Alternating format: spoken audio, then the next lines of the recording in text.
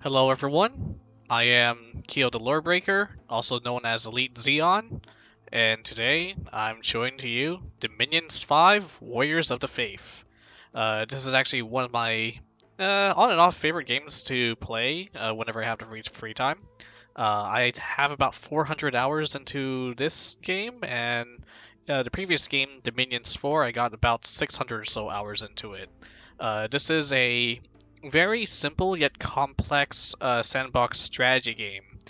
You play as a god for a particular nation, and there's just hundreds and hundreds of different types of strategies you can employ to basically uh, assume world domination. I've been requested by a couple of my friends to join a one age Dominions Enhanced Disciples game. For those of you who already know what Dominions is, you could probably skip ahead once I start covering the turns. Those who do not, well, I'll just kind of explain it as a little bit of as we go through. But for the most part, this is going to be a disciples game, and I'm playing as a disciple, meaning I'm going to be part of a team of 4, and I'm not going to be the lead god, but I'm definitely going to help my team try to secure that victory over the realm. Our team is going to be consisting of LA Man, middle-aged Marigon, early-aged and early-aged Arcocephale, which is going to be played by me. So let's go ahead and check.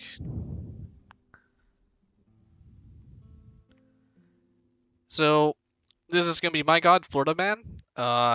It's password protected. I'm not going to show you that, so just in case like our team somehow figures out my password as I type in or whatnot. But this will be our lead god. It's going to be leading Mary John, and I just named him some guy too hot for this earth.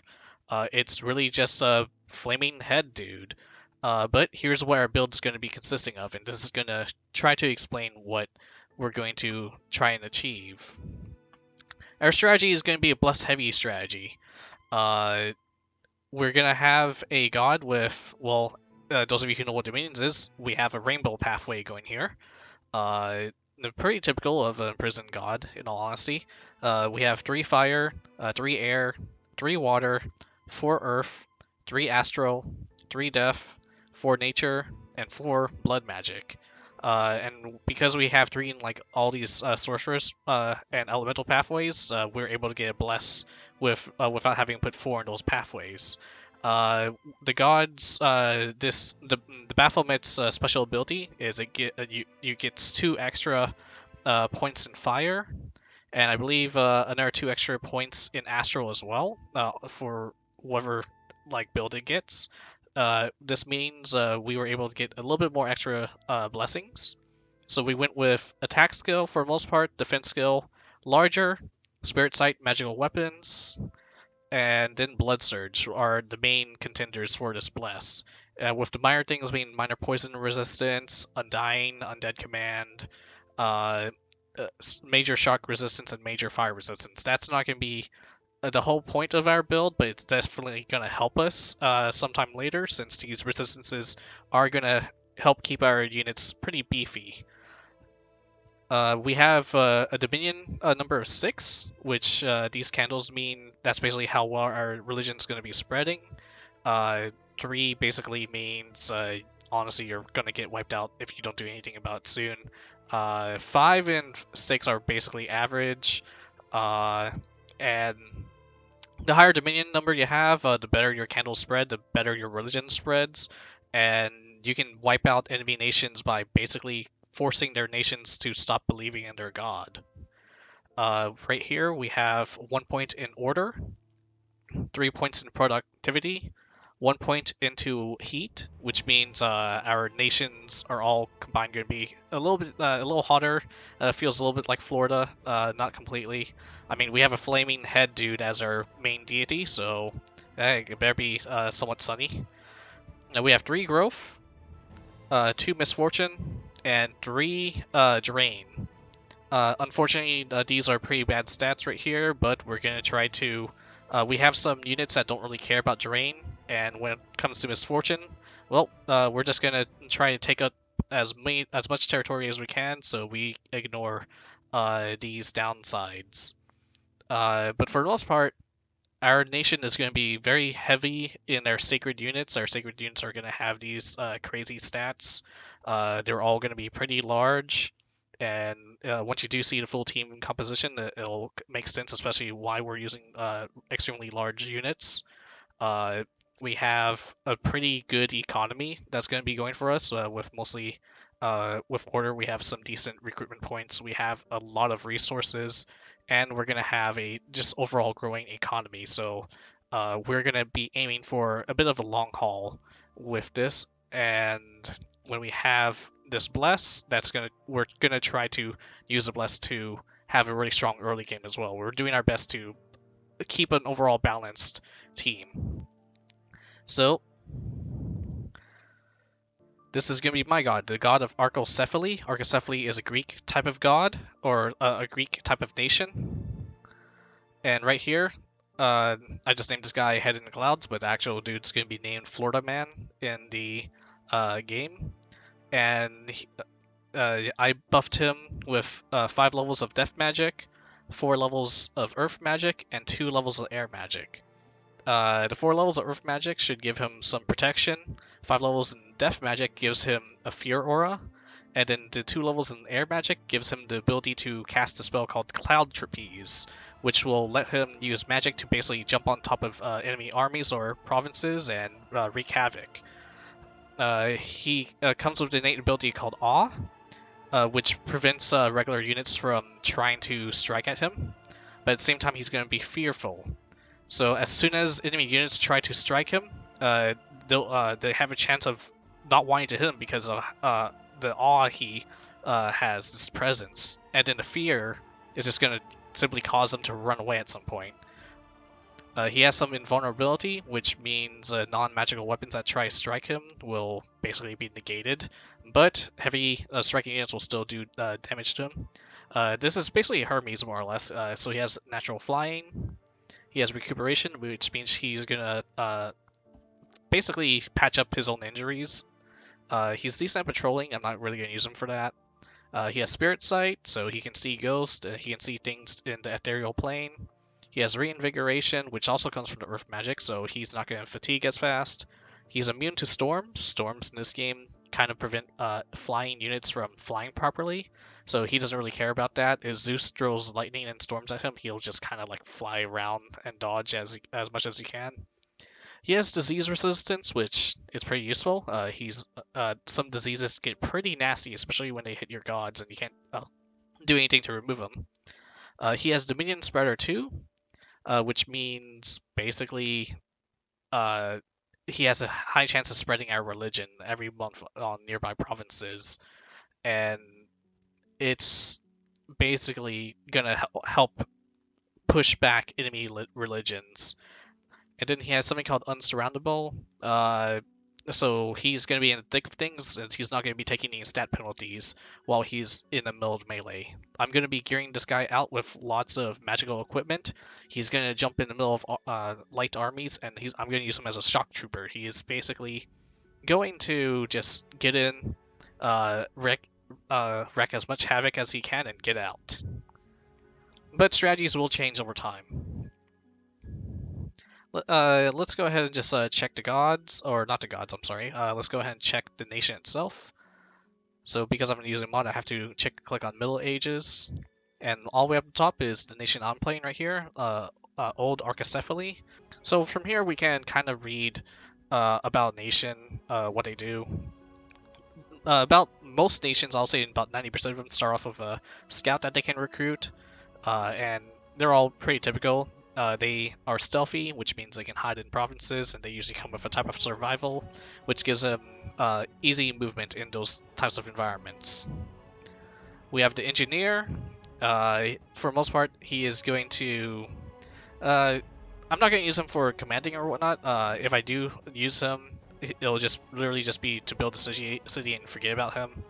Right now, because this is a early aged type nation, they only have primitive forts, but we have low costing laboratories for our mages, and our engineers will let us build better fortresses. We also have they also give castle defense bonuses and siege bonuses, so I could also throw them into a sieging army to try to break down the gates as fast as possible. Or if I have a bunch of these guys stacked up in a fort being besieged, they're going to hold out for much longer. We have the Skeptic. This is a heretic scout, in a way.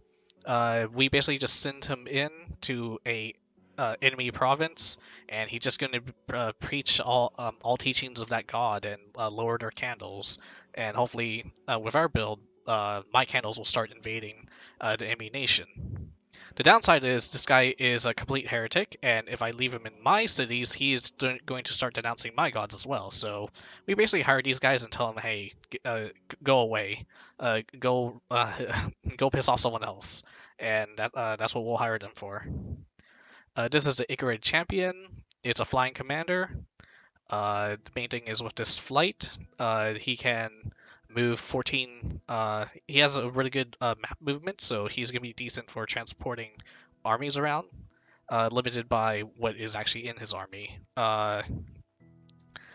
So using Icarids or like these hoplites. Well, they're not hoplites, but yeah, the spearmen, javelin, slingers. I'm most likely going to use the Icarid champion to move my troops around. There's the Myrmidon champion. He's a slightly better commander, I guess. What's his morale? Leadership's 80, morale 15. What's this guy? Okay, so this guy, he's able to like move troops around with better formations compared to the Icarid commander. The downside is he does not fly, so he's going to be stuck on the ground. And honestly, I'm not sure I'll be using him. We have the Chariot Commander. He's on a chariot, so he moves a lot faster. He can trample people if I send him in the front, which I probably might not do, but he only has 60 leadership. And now that I look at this, honestly, yeah, the Myrmidon Champion, I might actually be using this guy a little bit more, solely for the fact that he can use formations. The requirement for most formations is you want leadership 80, and a lot of these dudes just have leadership 60, so they don't know how to do formation fighting.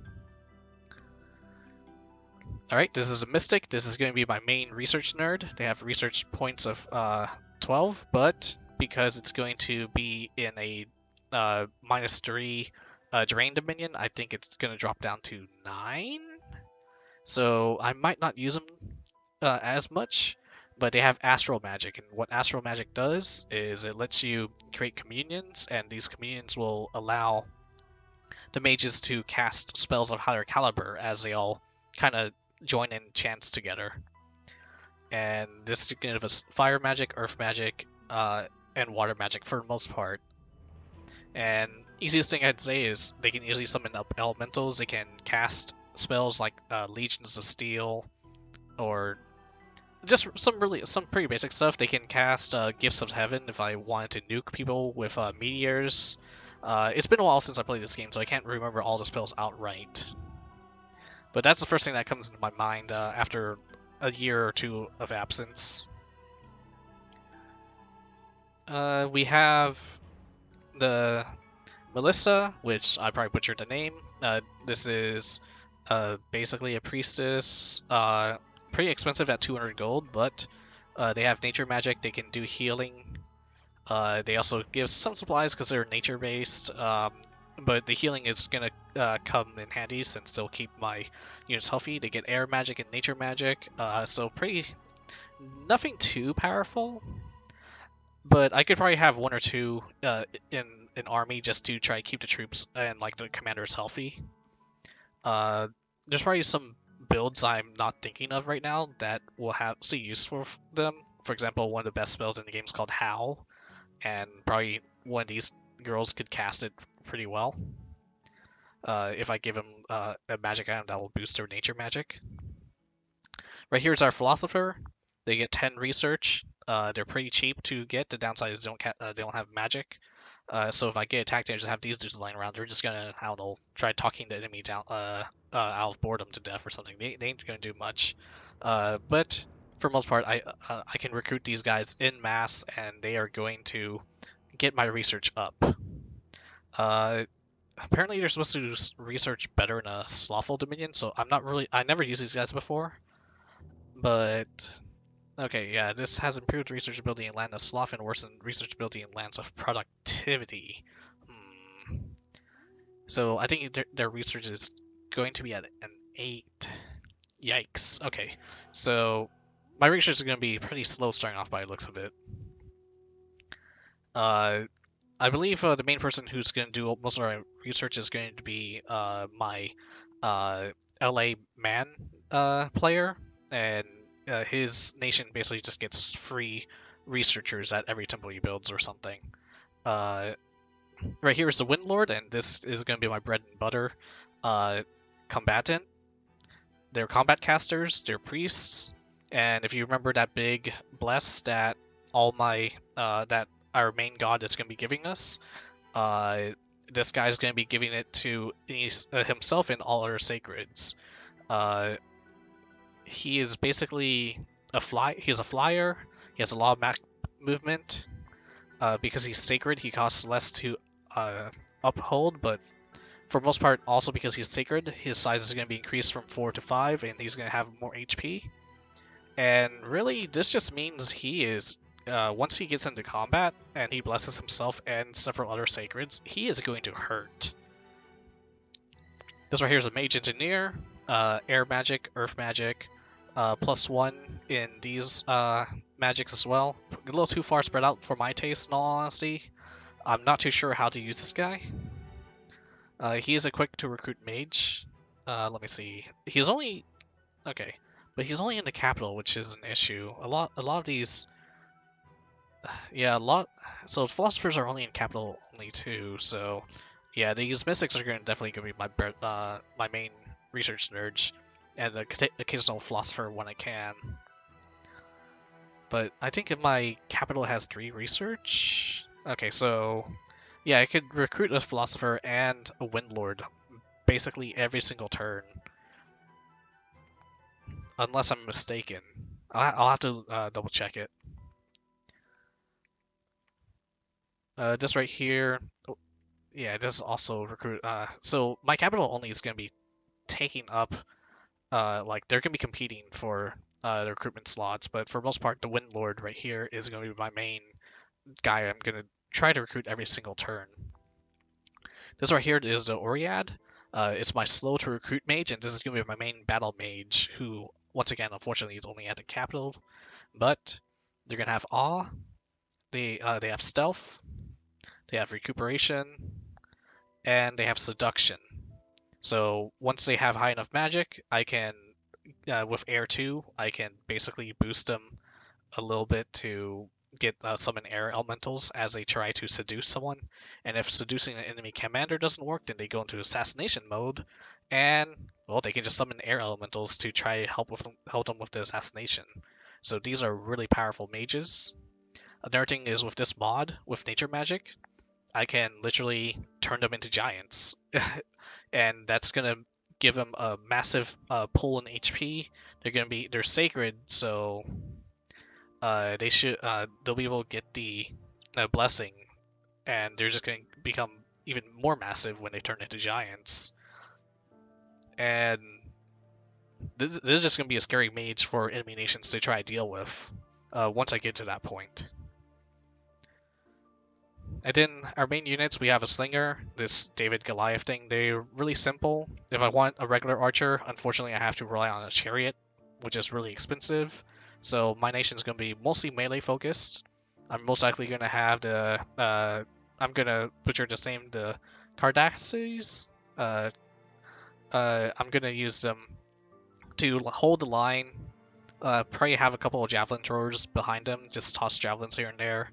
If I have the patience and resources, I can have Icarids like try to do the flanks, and Myrmidons probably also be on the flanks to deal damage.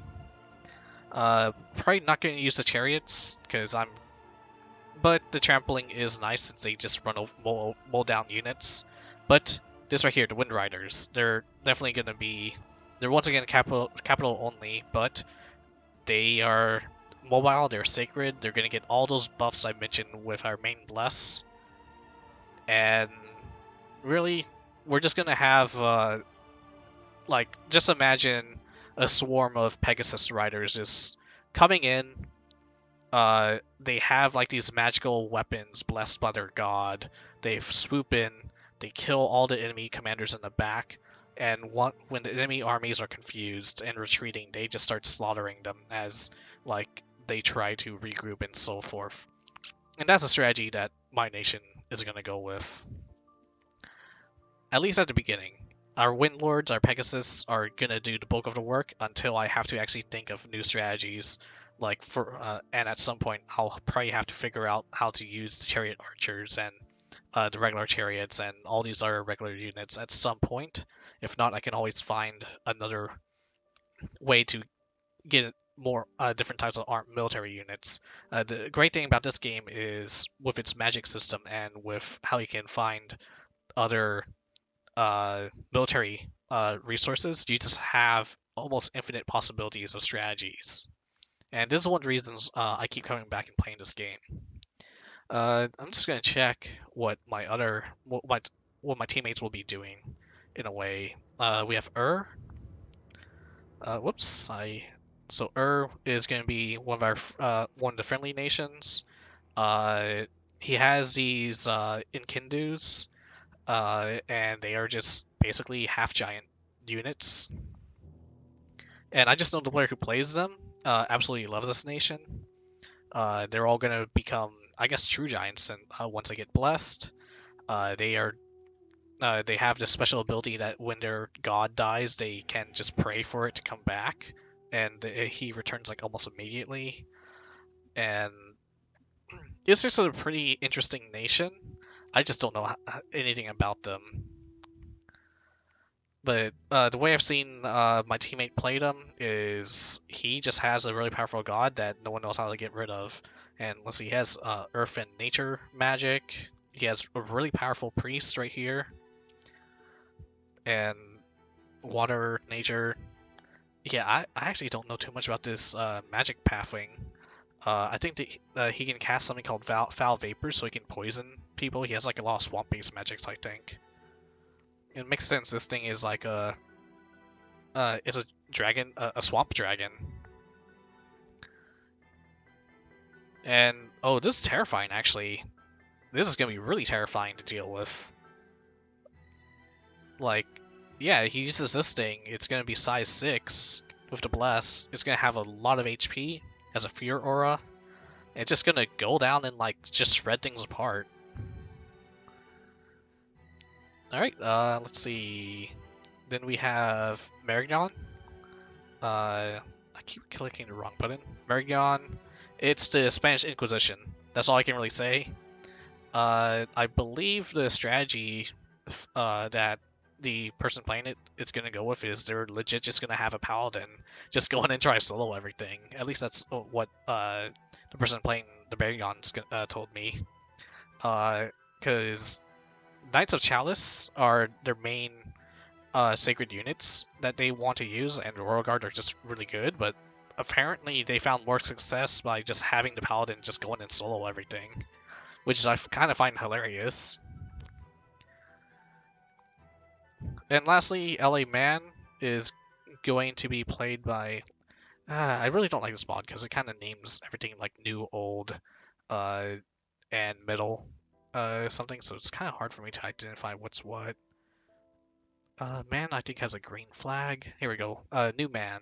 Towers of Kims. This basically supposed to be like Arthurian legend. So like if you think of King Arthur, you think of anything that involves Monty Python's. This is that nation.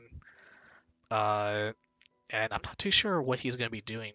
Like this is going to be the person playing this nation. This is like his favorite nation to play as well. And so he has these sacred knights that know how to stealth. So they just pop up out of nowhere with these great swords and just, I guess, wreak havoc as they look for the Holy Grail. I'm assuming he has an interesting strategy with the Lord Wardens going on, but I'm not too sure what this player will be doing either. I'm just happy that they're on my team. To those of you who have played Dominions, and I'm not sure if you know players or not, the people I'll be playing with on this team go by MZ2, Nick Knight, and Aaron Ziminir. Uh, those of you who know who they are, you know who they are. Those of you who don't, well, I'll just say they are the ones who introduced me to this game, and I don't know, a couple of them are pretty spooky from what I can tell. And as I'm going to be doing this video series, I'm going to be updating the turns maybe about 10 to 20 plus turns after they have already occurred. So, when I do show gameplay, uh, like let's say I show turns 1 through 10, that I'm only going to display it after turns 20 to 30 basically have already occurred. So if you tell me about strategies that I should adopt, or strategies that would counteract the situation I'm in, well, it's going to come in like pretty late, in all honesty. And that includes with people who are currently going to be in our game. If they watch this, they'll be watching it a couple turns late, so it's going to be a little bit harder to predict what our main strategy is going to be. Um, so I hope you guys enjoy this video series as I try to put them out, and I'm going to edit in the first turn. I'll see you guys later. Hey everyone, welcome back.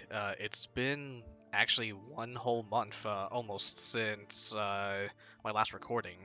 It took us that long to fully get organized.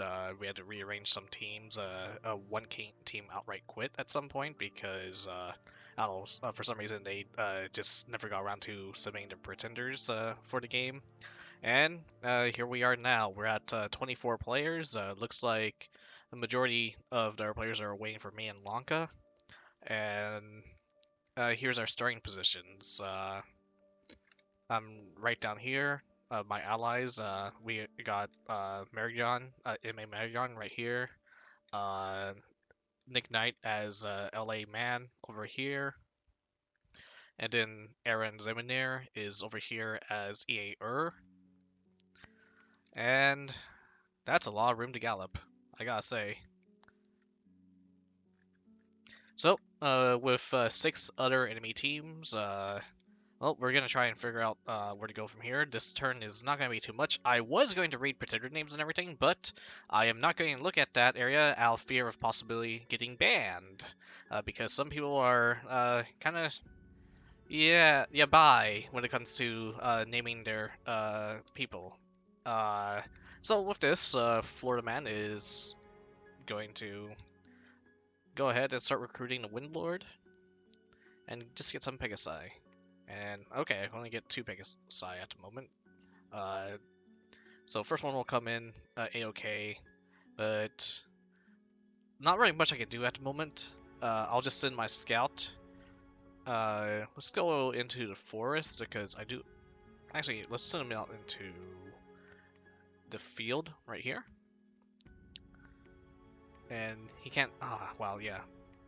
It's been a while since I done this type of game as well, and I guess this guy can only really derp around. I guess I'll set up my formation. So these are my Javelineers.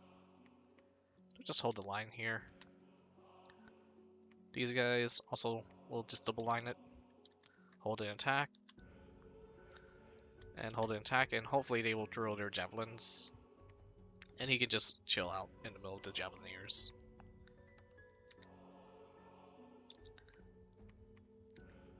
Scout will just be ordered to retreat, and I'm going to control 1 it to save it.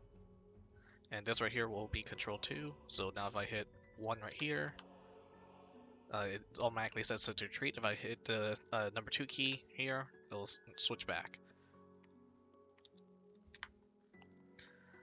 Alright, well, sorry, not much going on here, but hopefully we'll be able to get a lot more interesting things going on later on, in a few more turns. Okay, we are back with turn number 2, and whoops, looks like I'm one of the last ones going again. Looks like one of my teammates, I think that's M.A. Young, is actually waiting for me. So, for turn number 2, I don't think there's much we're going to accomplish at the moment. I don't really have people to expand with, so I think I'm just going to send my starting army to try and get some work done. So right here, let's just go ahead and recruit more Pegasus riders. Perfect, that's going to definitely help me out right here. Let's get a scout as well. Just having our one try to get resources right there. And let's go here. Double check this, and let's just hope they can expand decently well into this army. Doesn't seem like too many bad guys here. And let's just check out what's here in the farmlands, because I definitely want these farmlands right here for income. And this guy, he's just gonna preach it a little bit, I guess. And let me just take these on. Not sure it'll stay on, like, whenever I reload the game, but yeah, we'll just turn them on for now. Alright, really not much to it.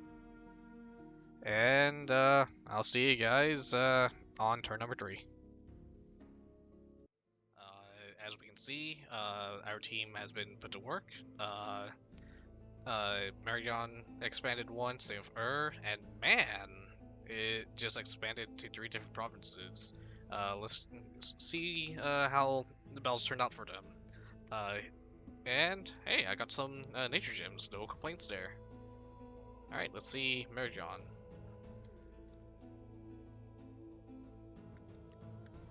So, this is just the starting army.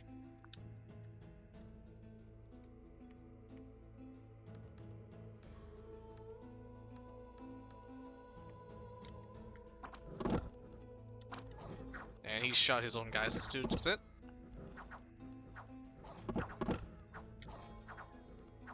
But it looks like he took the victory.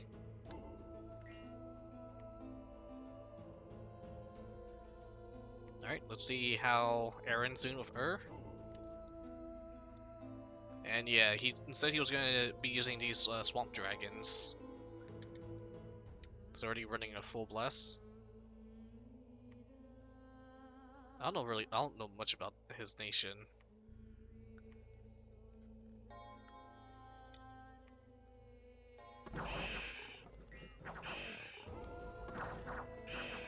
And the swamp dragons are doing work.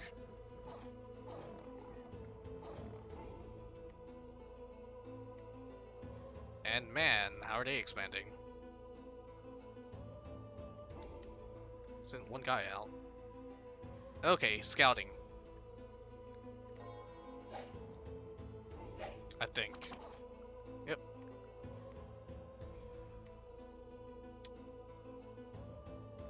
Is this starting army?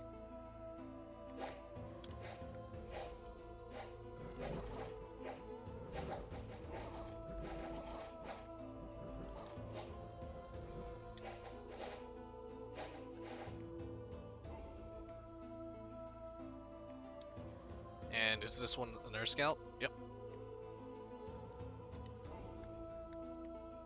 And lastly, how did my Stern army do?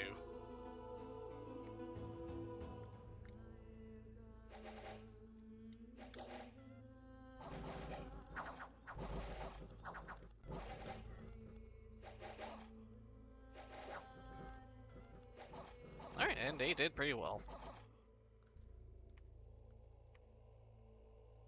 Let's see. I lost quite a few dudes though. That's a little unfortunate, but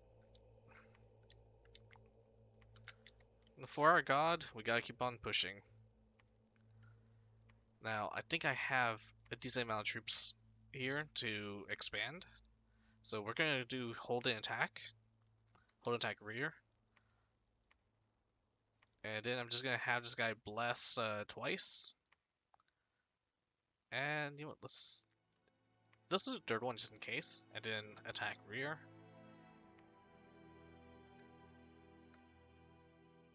And control 3. And then I can paste it onto that guy. And I'm gonna have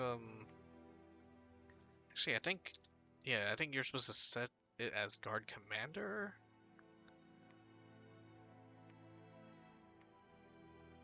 Let's try this.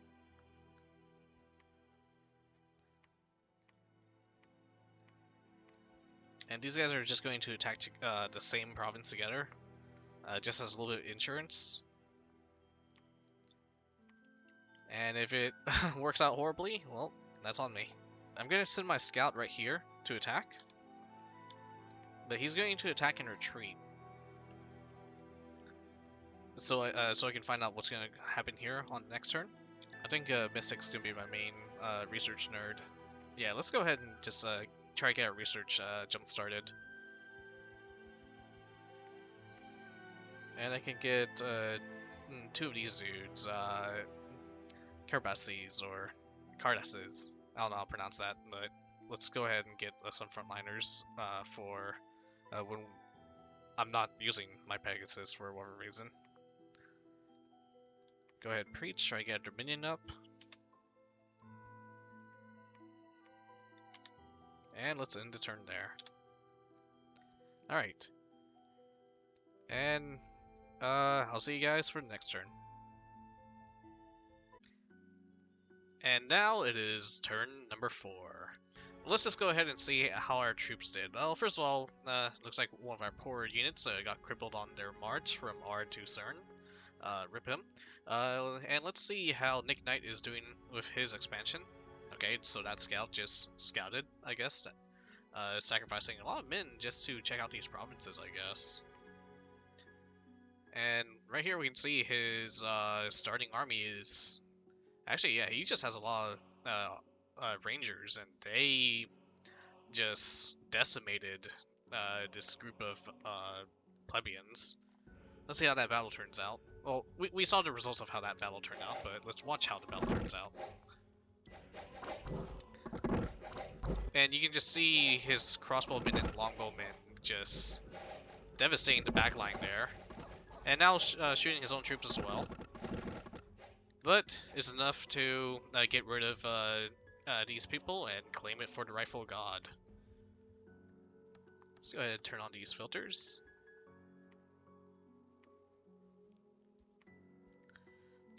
Alright, and this right here is my unit, so I'll see how they're doing last. Let's see how MZ2 is doing with, and unfortunately looks like his starting army got decimated by cavemen of all people. If he's a... yeah, that'll do it. You see, these humans, actually, we're mostly a human nation. We're not too good at fighting in the dark, and, well, cavemen, these, they have dark vision right here. So, they have, like, good attack, defense, strength, and everything, while if we look at the humans, they only have really weak stats, and they're just going to trample over all these poor humans, and yeah, you see them just going. And the priest is not sure what to do. He's going to try to run, and he makes it before he gets smacked by a club. See how this held? Now the paladins. Take a look at this. He has 3 paladins marching onto this army, and these paladins have been blessed by the great god that we all follow. And I believe it is actually the god of Marigon himself. And they are meditating. They do a quick prayer to regain energy. And now they're buffing their armor by the looks of it as well. And they're buffing their weapons. And we can take a look at these stats. And if 10 is the number of an average human, essentially, these numbers have been boosted up to wazoo, up to 50-70%. They have high morale. They have really good protection. And our bless, is rainbow bless. And they also get blood surge times 3, which means they get even more stats upon a kill. So let's see how they do against these blasphemers. And you can see they're just wiping the floor with them at the moment. Barely taking looks like this paladin took a lucky shot. He has some battle fright now, of all things.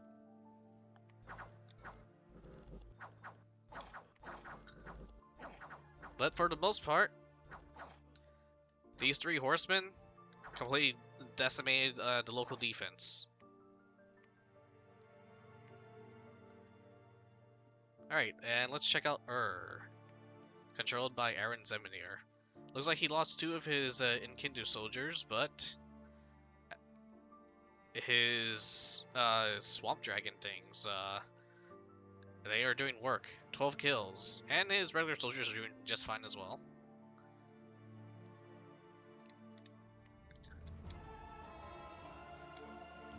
But these sacred dragons, they have the blessing of our god, and that just makes them a terrifying force to be reckoned with.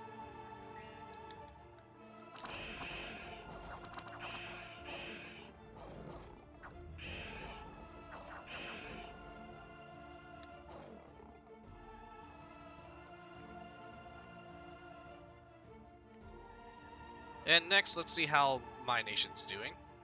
So this right here is a scout, just trying to see what things are, and they got a lot of archers, a lot of warriors, a shaman, and 2 barbarian chiefs. We can probably deal with that, but yeah, I'd probably deal with that with no issues. And right here, you can see with the kill markers, my Wind Riders got 16 kills, my Wind Lord himself got 3. These spearmen are pretty good at, they got 10 kills, that's roughly 1 kill per person.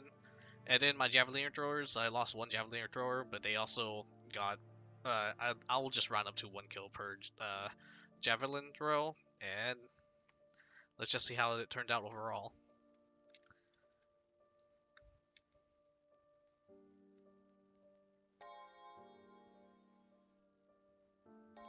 So as we can see, all these Pegasi are really eager to dance around their commander. And after the commander charges in forward first, like the good sacrifice he is, the rest of them follow suit and decimate that backline, confusing the province defense and causing the rout.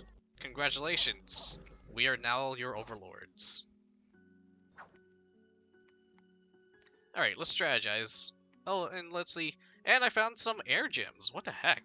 This is really rare, because I have the luck of, I don't know, a person walking on cracks of the sidewalk underneath a ladder as a black cat walks across my path. Like, I usually don't get gems. What is this blessing? Is this the power of disciples? Alright, so let's go ahead and pump in 1 province defense in, just have that guy take a look at everything. I'm going to hire a scout. This scout is going to oversee the construction projects that may occur here. So let's go ahead and send the Pegasus Riders here, and then send the regular dudes down this way. And watch me regret this decision. Alright, now I got another set of Pegasus Riders. And they're just going to go into the back right there.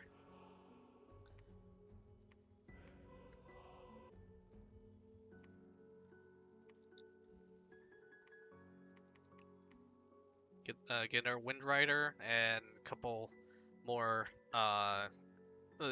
get a couple more Pegasi. I'm confusing the name at the moment, unfortunately. And now that research has started, I'm going to go ahead and start researching. Yeah, I'm going to just go ahead and start researching construction, get some magical items going. I could also, if I wanted to, get Thaumaturgy 1 so I can get Communions going. Actually, yeah, let me try to figure out what main spells I want. I think the main thing is I wanted to go into Enchantment, because there's a lot of nature magic that this nation grabs. Especially considering, yeah, we get the Oreads.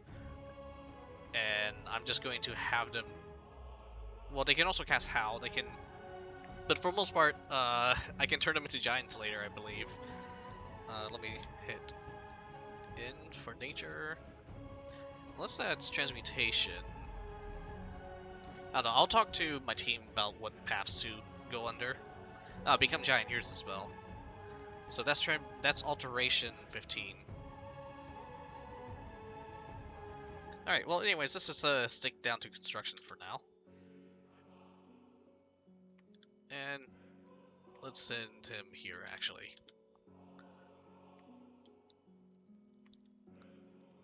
I can get a commander here if I really felt like it. Getting a couple Pegasus riders here. And you know what, that's really it for this turn. Let's go ahead and end it. And I'll see you for turn 5, or turn 4, in case we get hit by another Groundhog Curse. Yeah. See you in, like, literally 5 seconds as I edit the video in. Boop. Alright, we are now on the next turn. I think this is turn 5? Yep, turn 5. So, let's go ahead and just quickly see how our expansion is doing. Marion is doing work, taking out some Bakemono units with some Oni. And yeah, it's nice to see that the 3 Paladin strat is doing really well for our Marion player. We even got a Skeleton Summoner in the back, but it's not going to stop our Paladins here. I'm curious how well they'll deal with once Horde of Skeletons start coming around. That said, by that time, I'm assuming our Marion player will have AoE capabilities on whatever units he's using.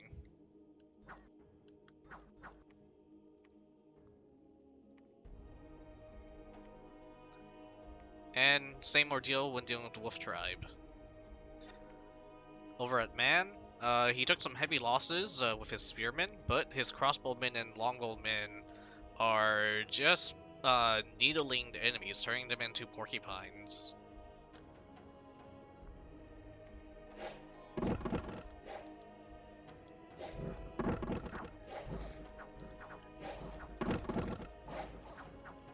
Honestly, I never tried a full archer strategy before, so it is something I should take a look at in the future.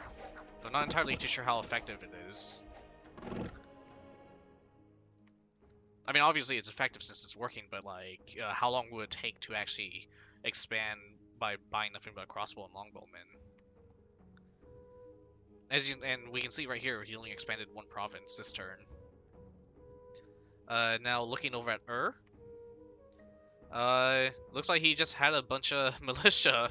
I'm guessing he got these units for free, and he just went to send the militiamen out on a suicide run. Over here, his 2 swamp dragons are making work of the Lion Tribe. And then he has 3 swamp dragons here, and they easily take down the province defense. Now let's take a look at how I'm doing. Right here, I lost 2 of my Wind Riders against the Army of Deer Tribe and some Barbarian Chieftains.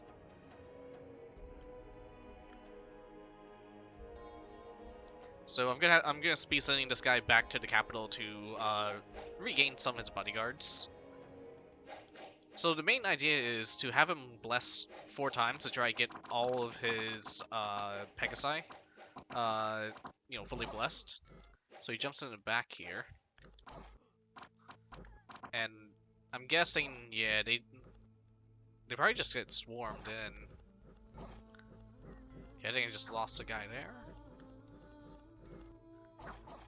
Yeah, I think that Barbarian Chieftain right there got a lucky hit in. I'm not reading gonna spend all my time reading the entire log though. Right here, this Wind Rider just got completely surrounded, and yeah, we can see his shields are damaged, and he's just taking some massive hits right now, unfortunately. And I'm guessing he's gonna be my next death. Or nope, looks like something died in the back. Yeah, I'm guessing right there, they technically just got overrun.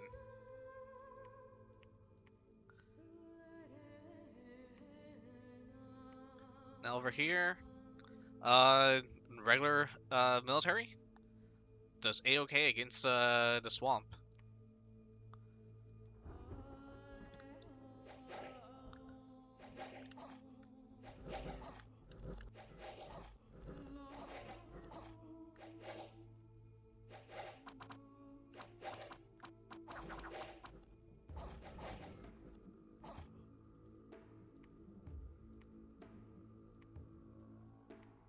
And then right here, my other set of Wind Riders just takes the flanks and I'm assuming and gets the victory for this province.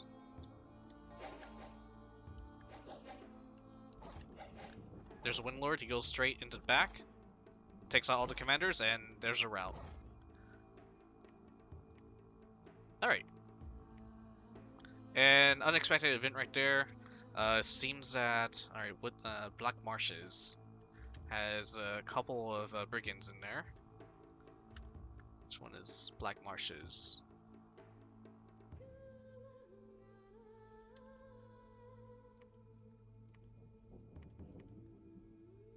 Right here? Okay. So, get a little bit of unrest here. How much income? This place does not even give me income. It is giving me some magic sites for once, though. So I'll just have to keep an eye on this one. These are filled with long dead horsemen, so I do not want to deal with them immediately. They got the cavalry charge, which does double damage upon a hit. So I kind of want to send out units with. I'll probably send out my regular army and then another unit of Wind Riders to deal with this province, but they only have 19 income as well, so I'm not entirely too sure I want this province. My eyes right now is right here and here. It doesn't give me right next to a throne, but these are farmlands, and they will bring me a lot of money.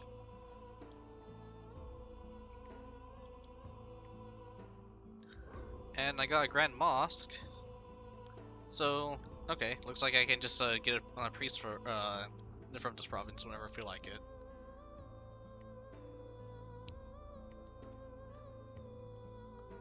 Nothing especially too useful, but I'll take it.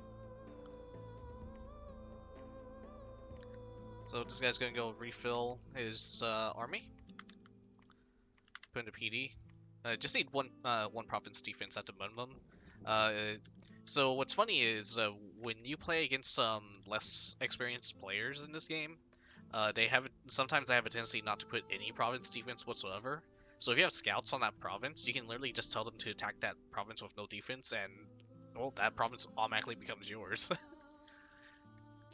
So always make sure you put in at least one province defense.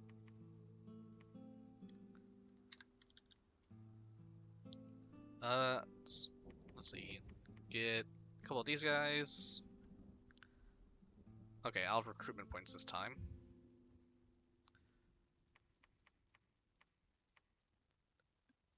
Let's see. Let's get another research nerd. I'm gonna put this on repeat recruitment now and just monitor it for next turn. And we got some construction research going on with this mistake over here.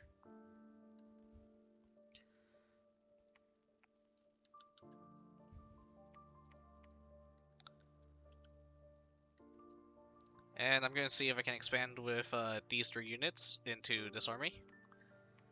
And hopefully it'll work out for the best. Go ahead and capture this province to make my way to this farmland. This fellow over here, I want him to start construction a palisade, but looks like I don't have enough money, so I'm just gonna have him hide out for now. And I just want to kind of keep an eye on things. I'm also going to recruit a nurse scout and just start trying to explore our surrounding areas. Okay, and looks like we have eyes on, I believe that's either, I think that's Shiniyama. That's either Yomi or Shiniyama. And we will deal with them, I guess, shortly. Either we're gonna try and make a non-aggressive pact against them, or we're gonna go to war against them. Now, I'm curious if I'm assuming Aaron's Eminir scout spotted them.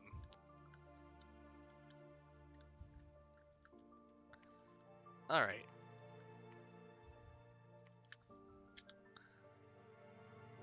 So actually, oh, I forgot I have a scout here. So let's go ahead and just send someone down this way and just see the positioning of whoever is stationed here.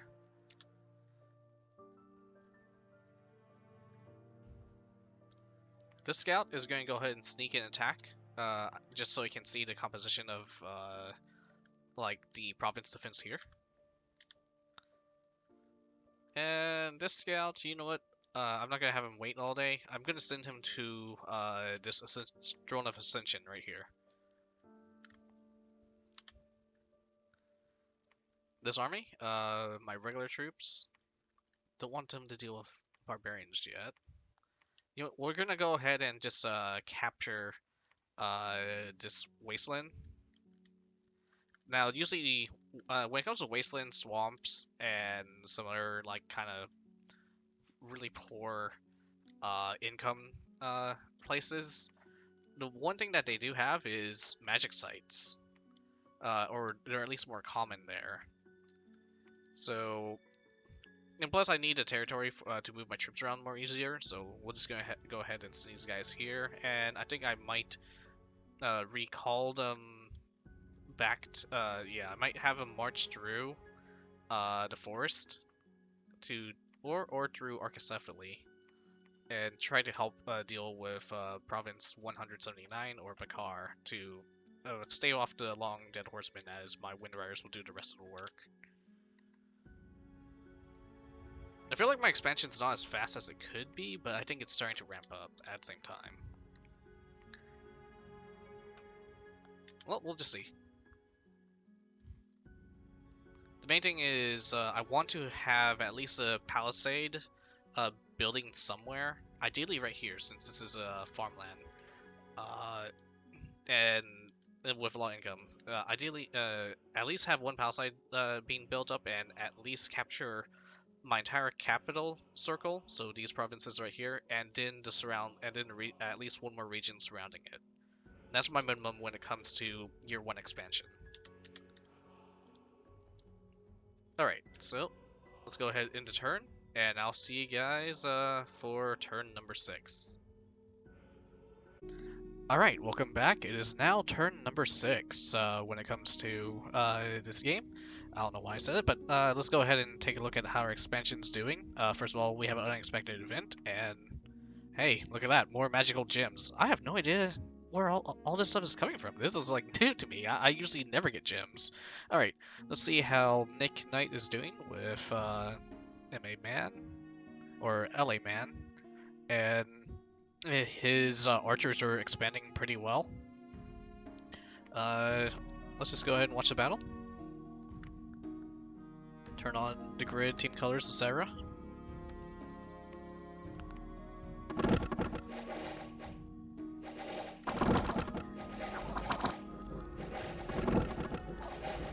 And yeah, it looks like the enemy archers were the main ones who kind of dealt the killing blows to Nick's army. Let's see, this is MZ2 as Marigon. And his 3 paladins are just wiping the floor with the enemy.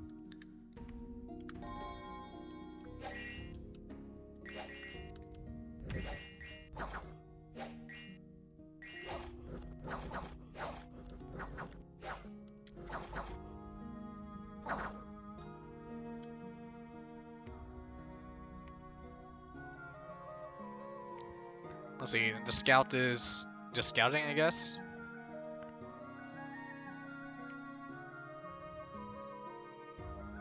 We got Aaron's Emineers,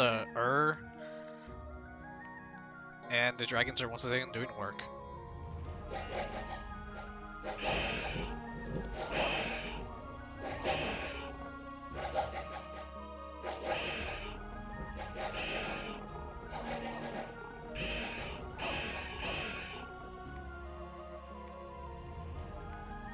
And let's just go ahead and get the summary right here. No losses with the Blessed Chosen and the Blessed Dragons, absolutely annihilating the Lion Tribe.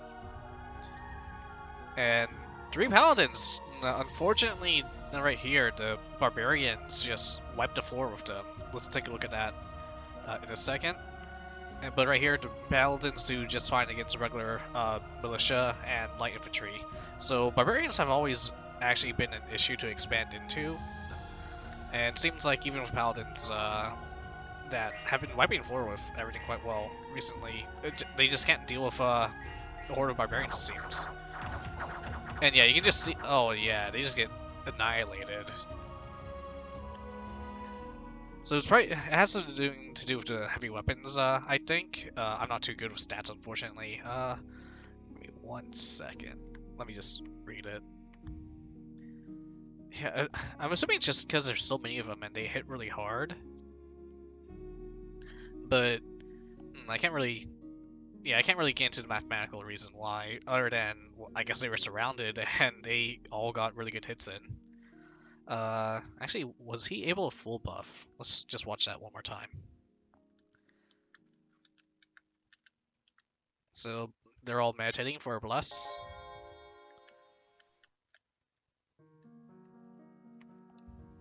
Earth prayer.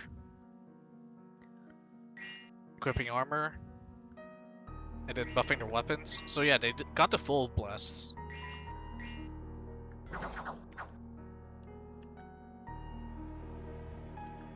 And I'm just reading the chat logs right here. So yeah, they're all getting decent hits in, basically. So attack roll of 22 versus a defense roll of 19. And then damage is 24 plus 10 versus protection of 29. So, and then increased slashing damage. So yeah, the paladins are unfortunately taking massive damage from like really good attack rolls by the looks of it. We have a defense number of, okay, maybe not this guy, he lost his shield. So defense skill of 17, protection of 21, and I think, yeah, these barbarians just got some really lucky hits in. And plus, once again, they surrounded them, so that's also, I believe that's gives them better attack rolls as well.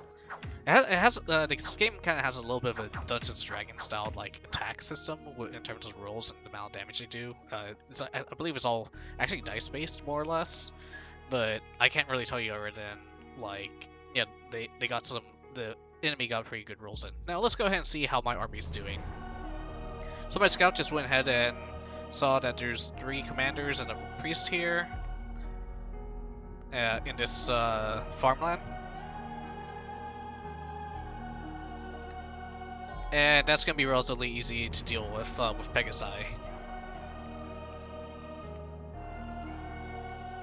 Over here, my wooden riders just wiped the floor with the PD. Blessing 4 times. Let the enemy get close, so they leave the commander behind, and then they just rush the commander, and there's a morale route.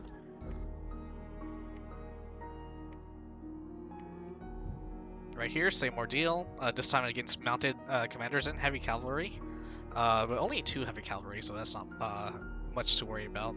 If you have like a big army of like any type of cavalry, they have this lance usually, and as you can see, the charge bonus does an extra amount of damage. Let me just see. Depending on combat speed and size, or only size based on flyers. Most damage is limited to half the strength of the charging unit, so I believe this guy has about 5 strength. So yeah, we can say, yeah, their lance charge will probably do +5, I guess? I'm not, once again, I'm not too good with the math, unfortunately, but let's say if they manage to do like full 18 damage, and let's see, protection right here is 17, so yeah, a lance charge would probably at least take away half the HP of my Wind Riders here.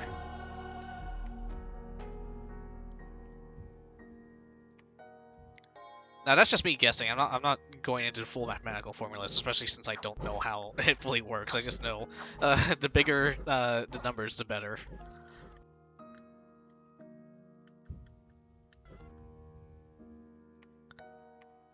All right, and over here, and our regular army is just doing work. we actually dealt with a conjurer. Let's see how that battle turned out.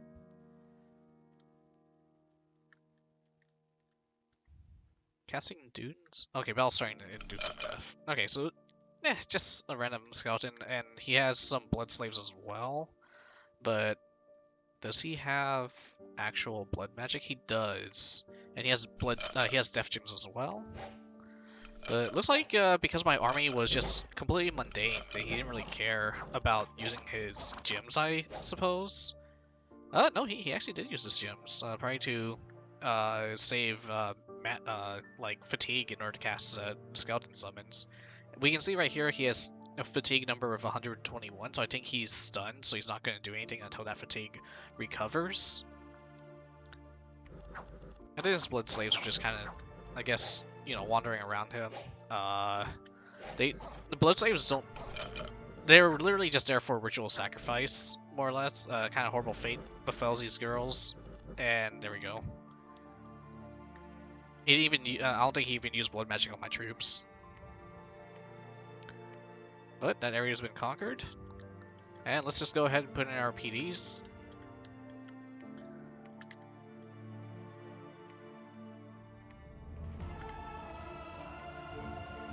Alright, so these guys are going to head into this farmland, and I'm fully expecting to run into possibly another nation around here. We can see Marigon is expanding southward. So what I do really hope is me and Marigon are just going to like meet up around here. Let me see, can you see my mouse? I'm not entirely too sure you can see my mouse, so I'm just going to lift up my potion, and yeah, here we go. So around here we will probably try to meet up and then work on that throne right there.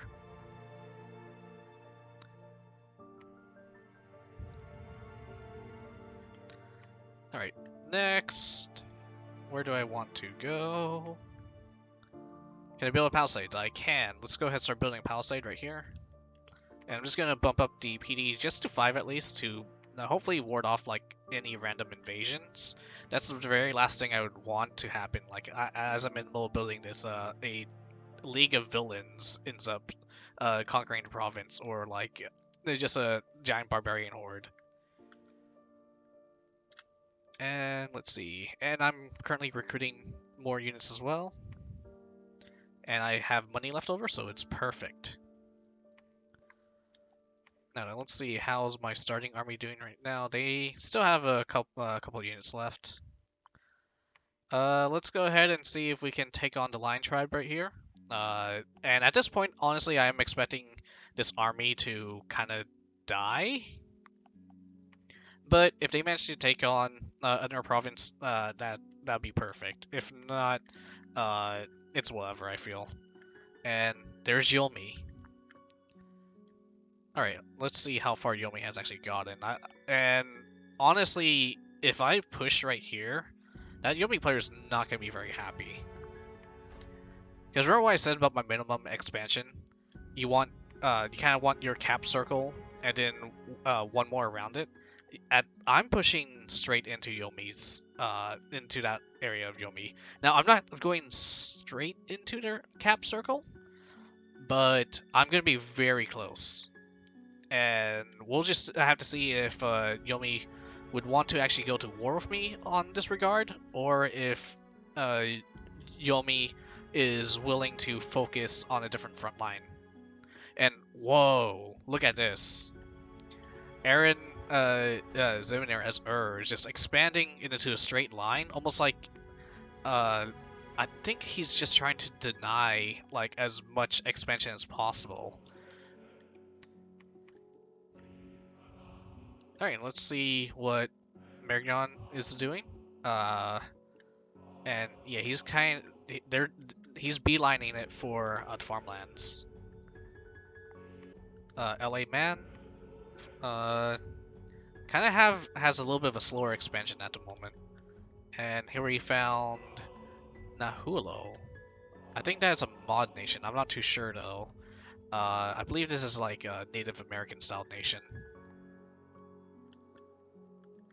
Let's see, do we have any air flags that popped up? Alright, and we have, I believe this is Miquelin.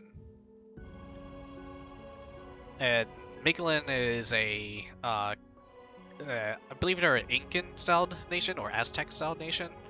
And they are definitely on our priority list of who we want to get rid of as soon as possible, because they're running something called a Hellbless, I believe, and that's just going to make all their holy units a nightmare to deal with. Especially in around mid-game or so, they start summoning Jaguar, like sacred Jaguar demons that with bat wings, and they are basically just hell to deal with, especially if they're running a Hellbless, essentially. Uh, so I'll see what the rest of the team wants to do with, but we have our sights on Yomi and their alliance, which I'll have to look up what Yomi's alliance is, and then we have they call themselves Team Jaguar essentially, because it's gonna be Miglan and every single agent Zabalba. So we got LA Zabalba, MA Zabalba, and EA Zabalba.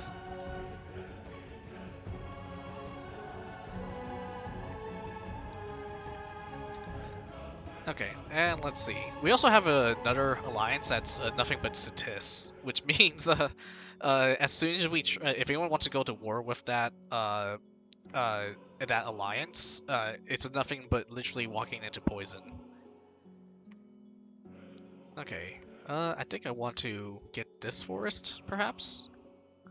Or, no. Let's go ahead and get this field right here with the ghouls. I'm hoping the ghouls are easy to deal with, and if I can get this this village as well, I think I will be in a really good position. The downside is I'm going to be painting a massive target on my back if enemy nations find out how much our alliance has expanded.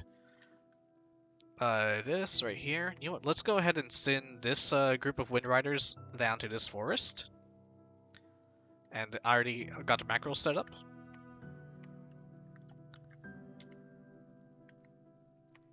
Boop, boop, boop. And I'm just going to send this scout right here.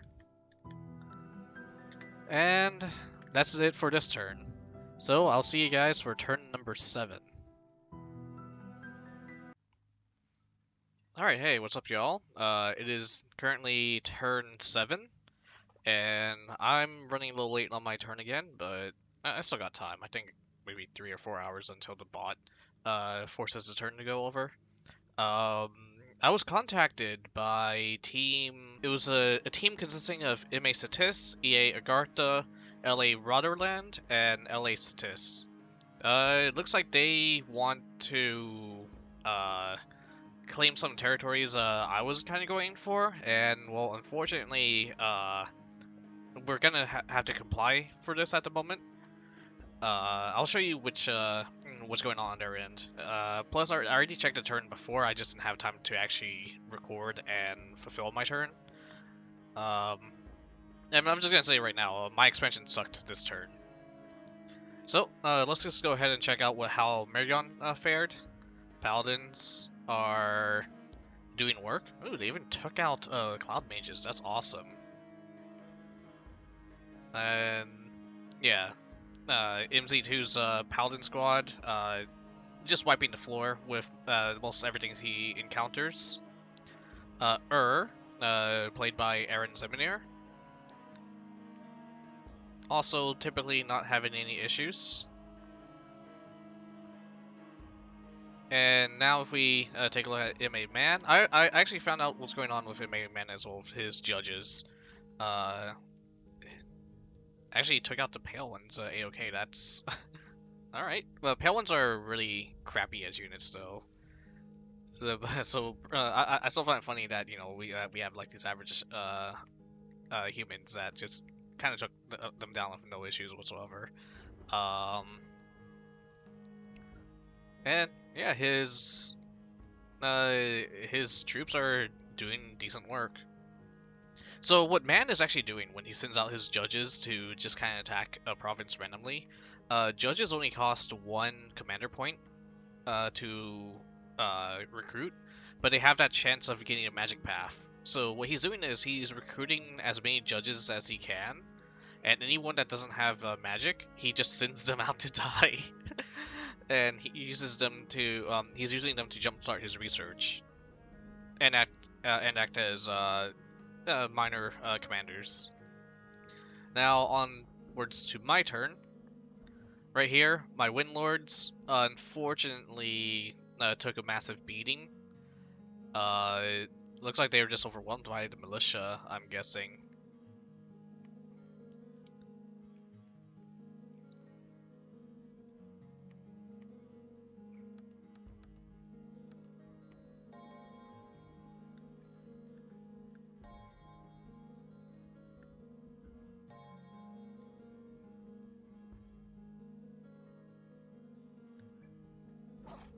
So we took out the priest, took out the heavies, and then the last commander just retreated behind all the heavy fighters.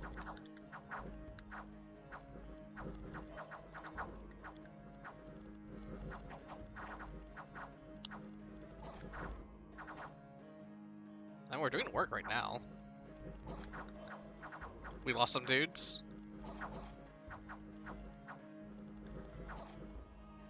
Yeah, so it's just being surrounded, and he just couldn't take out that last commander right there. Yep, and that does it.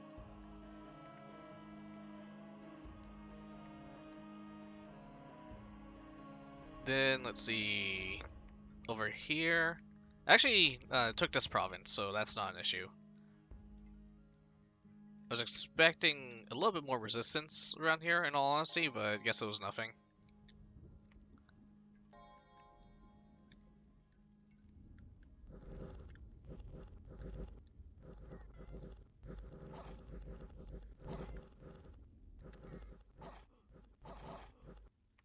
Alright. Now right here, I was kind of expecting this army to go down. But at the same time, you know, it would have been really nice if they managed to capture entire province. Oh well. And over here, it looks like we captured this province as well. Alright, so I captured a little bit more provinces than I remembered. Probably it was just, well, the event that occurred that kind of annoys me is I lost, you'll see it in a second. Remember how I was mentioning how I don't want villains to kind of attack my provinces as I'm building stuff on top of it? That sort of happened, except it was one province down. So right here, and let me see, not here. Ooh, I didn't read this event, but that's nice. Got some gold. Got a magic item. This is a item meant to raise your commander status, so they can get more troops to command. They get a little bit more morale boost and so on, and they can cast magic from it. But right here, unexpected event occurred in Ard. Brigands took taking the opportunity to claim the poorly defended province. It has 1 PD, so yeah. And we just had a League of Villains just show up and take out the commander and his 2 buddies. And my construction is going on right here. So it's literally 1 province down. 3 months left. And because I'm just gonna boop. Just you know, be safe. So I'm just gonna go ahead and just send this army to deal with that. Oh, there it goes.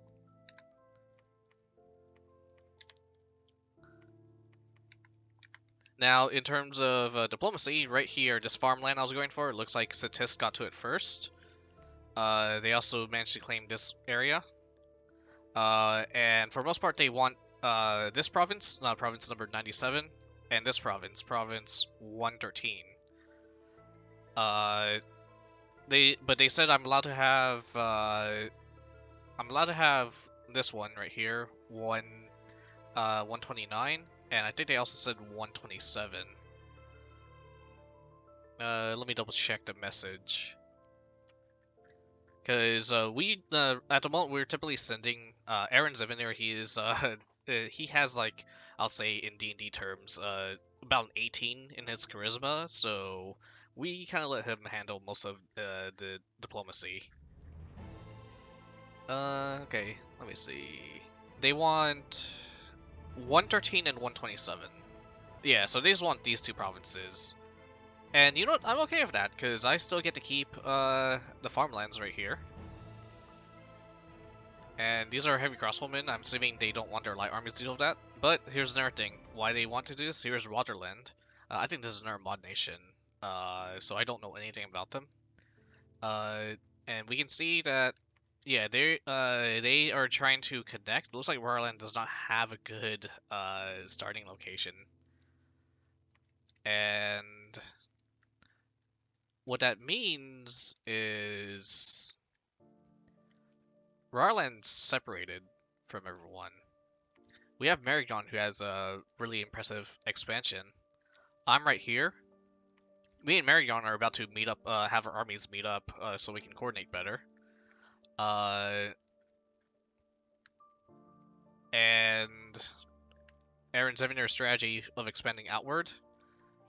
He's going to. We're all going to expand as our arms as far out as possible, and then converge back and reconnect with everyone. And we just learned that Rotterdam is disconnected from the rest of their alliance.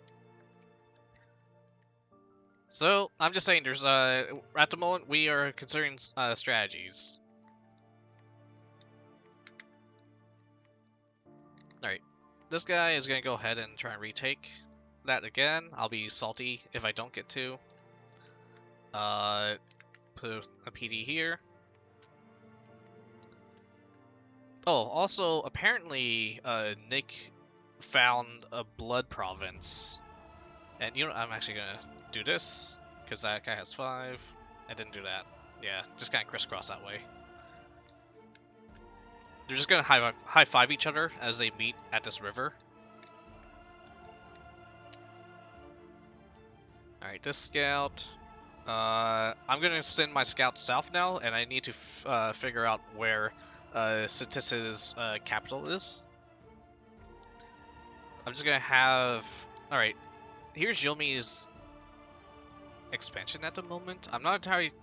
so I only see these, they're cap rings, so looks like they haven't gone all the way. What's going on right here? Okay, so that was the province I tried to capture earlier.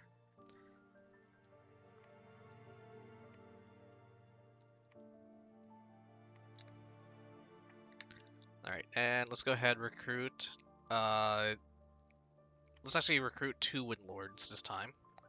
And in terms of research, after talking to my team, especially with a nature focus, after getting construction 2, I think I'm gonna see if I can go for alteration as my main research path. And I'll look at it. It's gonna be like researching spells offline to figure out what I need. Now, let me see. Warp armor, area effect 25. Okay, as armor's weakened, provides less. Okay, it may be broken with extra casts. Okay, so if we were dealing with someone with heavy armor, we just cast that.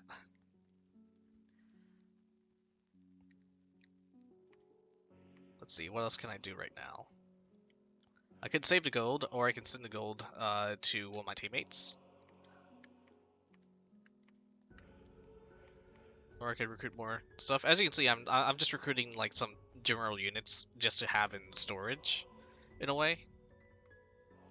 And I'll be sending them out to in actual battles. The downside is they will be eating my my upkeep income, but I think that'll be fine. And I'm gonna send this scout south as well, just to figure out the headings of Satis. I didn't try to learn the team composition of the rest of Team Satis with Rarlan and Argartha. I think it was Argartha. Alright. This is Drone. I'm currently sitting on top of, and you know what? I want to keep an eye on Yomi. So I'll have this guy kind of walk up there. And let's get a few more scouts. And I can also see what else I could purchase around here. Alright, doesn't look like I can get any independence. Right here. Okay, so nothing special, I don't need this.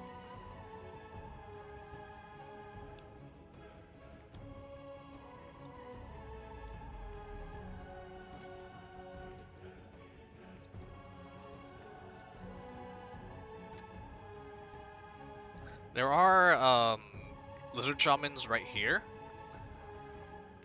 So, either, MZ2 or me will want to grab that. And, this will be a really good independence, area to own.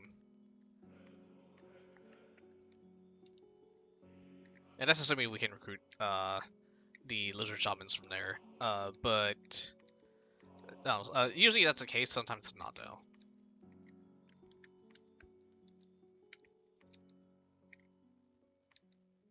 Alright, I think that's it for this turn. And I'll see you all for turn number 8. Hey, what's up, y'all? It is currently turn number 8, and there's about 4 hours until the turn goes through. Unfortunately, I actually forgot about this game, but that's fine. It hasn't. I didn't stale yet. So let's go ahead and figure out what's going on now. So the construction level 1 has been researched. That's great. I just want to reach 2 and start getting some quills made. And the villains have been kicked out with my forces.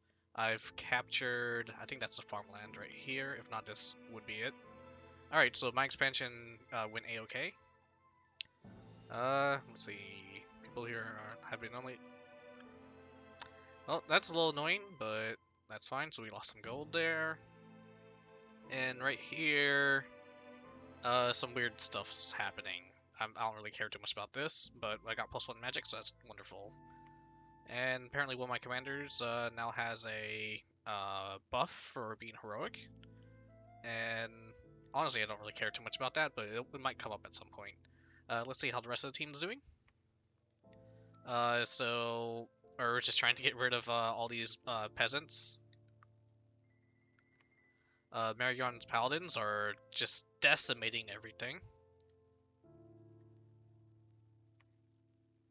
And the expansion for is going pretty well. Looks like he lost a regular commander there, but his mage is still around, so that's pretty good.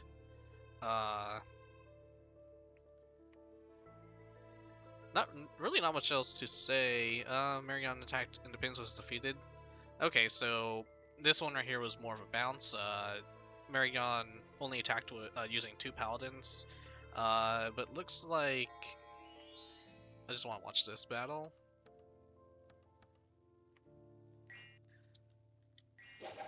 Got a few kills in. Doesn't look like his units didn't die though, but I'm curious if. Okay, so this one got pretty badly injured. Weakened, battle fright, chest wound, another healing wound, but oh okay, and they're cursed. They have heroic toughness, so they have a lot more HP. And this fellow, he has weakened and battle fright. It's not too. It could be a lot worse. The main idea is these paladins can still expand.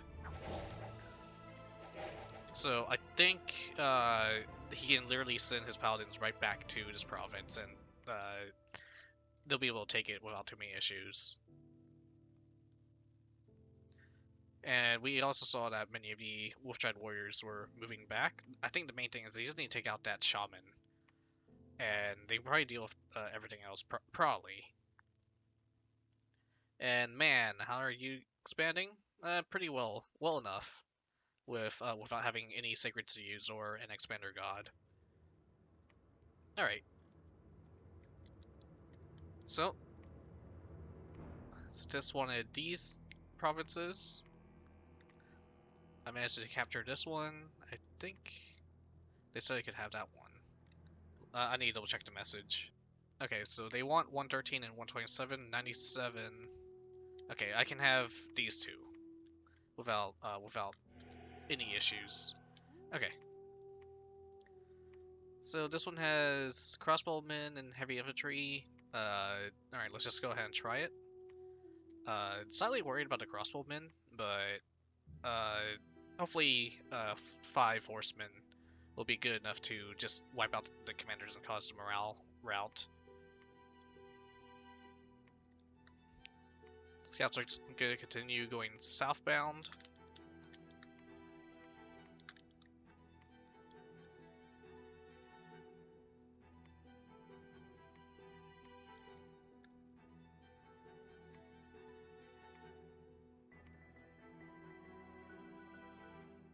Alright, and we have Yomi with a small army here. I do not know what they're going to do. Okay, we don't know how far north or how far east they are, but we know they're here now. I'm worried that they're gonna try to attack me right here. Uh, so I'm just going to send a scout to try and follow that army around, just to try and get an idea. I feel like though they are going to go here, perhaps, but they definitely could attack my desert here, and we could start an early war. So I'm going to send this army of Pegasi just here for now. Actually, I'll send them here, and hopefully they should survive this encounter. And should anything happen, they'll be right there to deal with Yomi if they decide to attack. I also have another army waiting here. I'm gonna send this army here. And this could cause a massive bounce. They also did not contact me, or I haven't gotten any word about them contacting our nation. So I'm just gonna go ahead and send them here, and if it's a bounce, that's their fault for not wanting to ask about the direction we're going. And if it turns out to war, then well, it's gonna be a war. All right, I'm gonna go ahead and send this unit here to the desert.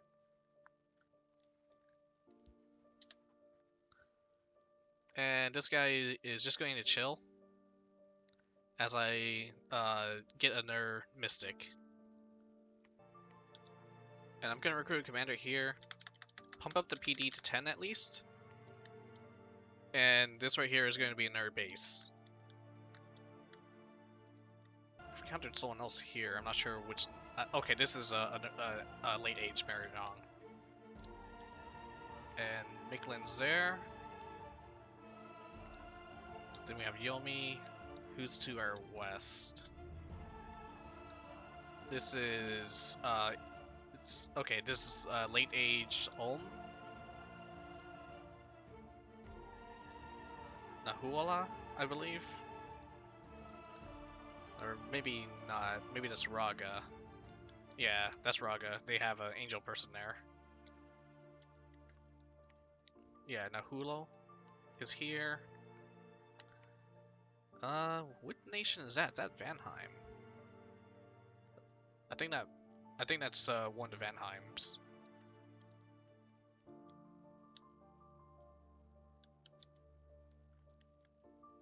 So we don't quite. And then right here, it's going to be Team Rotterdam, Citis, and we might find. I think we're gonna find Agartha or a Narcitis here.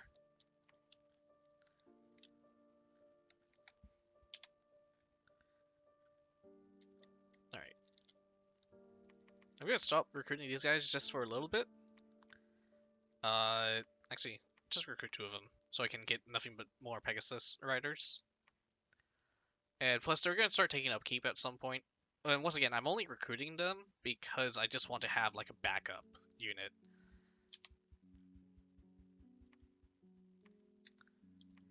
And no, not that guy. That's screw it. Yeah, this guy. I'm going to just get this commander, pick up my Pegasus rider here, and just tell him to go back to the capital to regroup.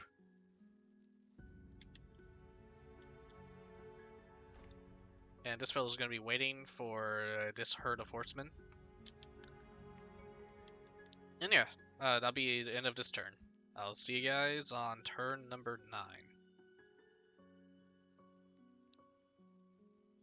Welcome back, everyone. It is now turn number 9.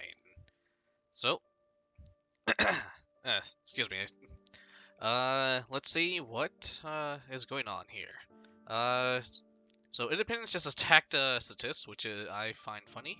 But okay, nothing really happened. It was just a bunch of peasants, and they got decimated by the province defense and the standing army there. That said, let's find out what Statist is running.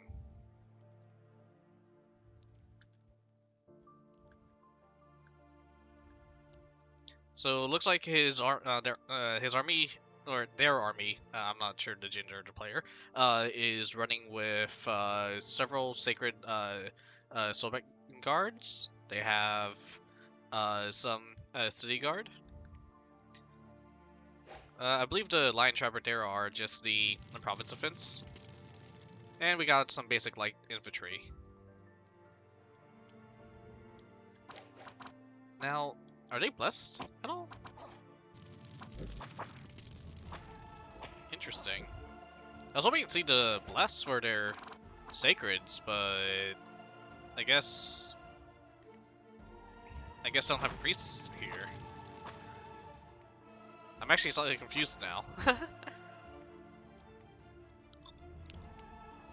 Yeah, they just don't have the priests. I mean, the military did really well, but I am... Well, for one, okay. What we can see is they have 37 hit points. They're size 4. I think that's bigger than usual, so I'm curious. I'm not too sure about Statist. I haven't actually fought Statist that often. So we can see that they have they have a good amount of HP. They have good armor, really high strength, decent attack, a little bit low on the defensive side, and slightly slow. So if the units themselves are just really strong and don't need a bless, I guess, you know, that's just a way they can expand. I'm curious what province I was in. Okay, that's... Alright. Okay. This is the area I attacked. It looks like my army got decimated here, unfortunately. But... And there's Statist. Alright. So we just found their capital. And we've also found Abyssia.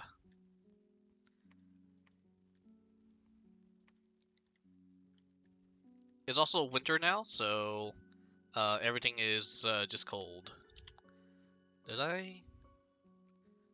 And, okay, so it looks like expansion today was not that great.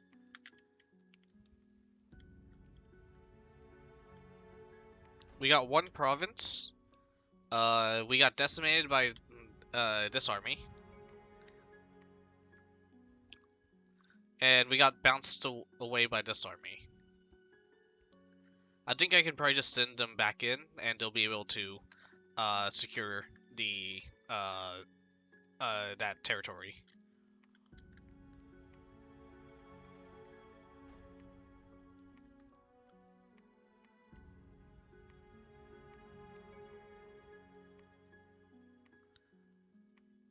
Let's go ahead and start crafting, and let's check out how everyone else is doing.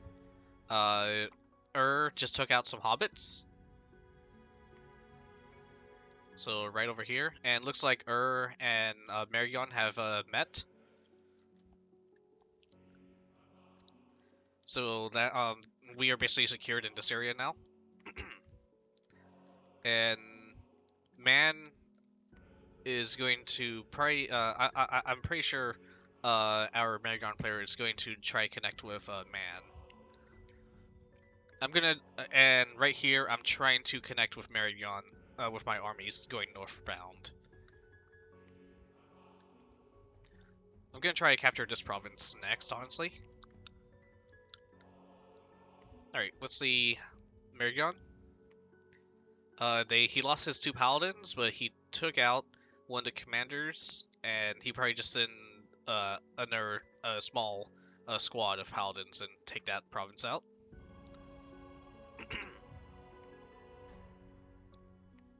Took out a pyromancer here, that's nice. But I lost every other battle. Yeah, so I actually lost 3 2 out of 4 battles. It's still a net gain, but still, that would have been really great if I managed to get all 4. Right here got pushed away. Looks like they got some. Okay, so he lost. Yeah, he lost 2 of his guardsmen. He lost some militia, and then he managed to lose a dragon. So that's a pretty expensive loss, unfortunately.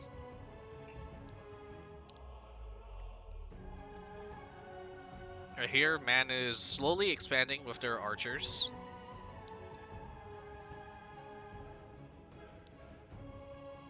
And we can see in our deal of paladins, or in our deal of barbarians, Marigon sent out a squad of 9 paladins and some holy knights of the chalice as well, with a wolf tribe in order to act as chaff.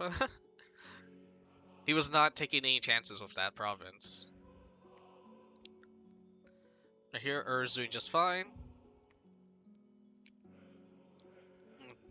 They took out some troglodytes.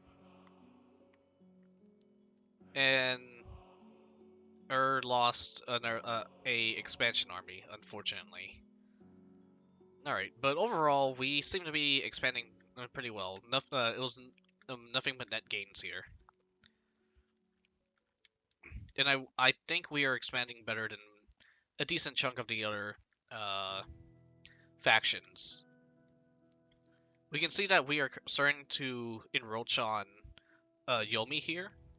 Yomi doesn't have, basically only seems to have the provinces just outside their cap circle. And they are probably stopped by, I think that is Naba. I can't tell what this flag is. So Yomi did not expand that well. Alright, let's go ahead, guard. Get our blessings. And I'm gonna try... Actually... Yeah, let's go for right here. Because I want to... Actually, no. This area is safe. This area, like, I don't have to worry about anyone taking this territory. I'm gonna try this province again.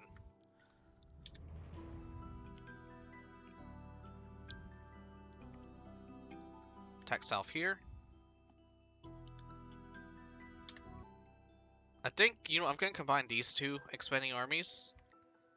Just so we have, this is like a much smaller army. And I'm just going to have them attack the same provinces together, just so we can have a little bit more of a likelihood to secure the provinces we're attacking. Right here. This guy is just going to transport our Pegasus back.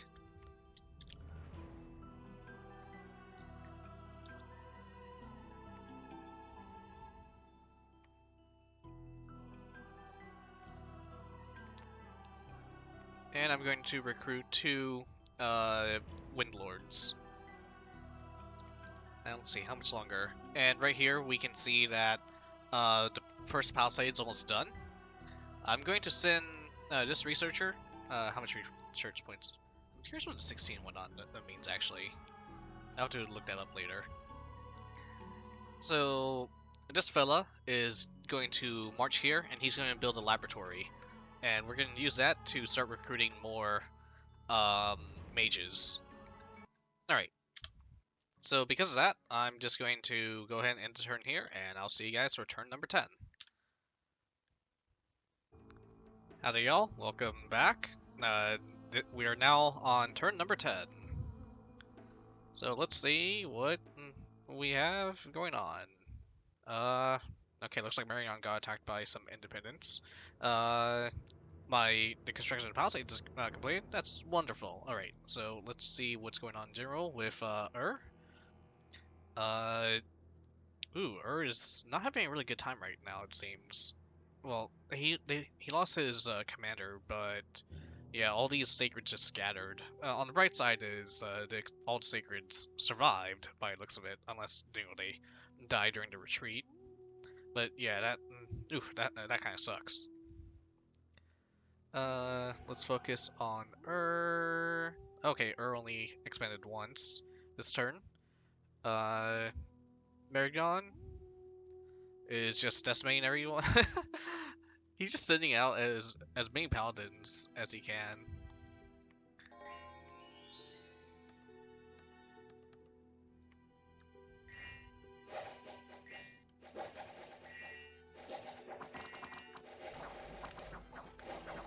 And yeah, they're just mowing down all those units.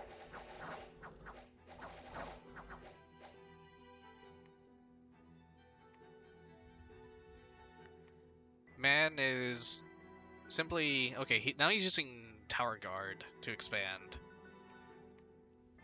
I just want to see like what are stats. Okay, so they have really high defense and a decent amount of protection.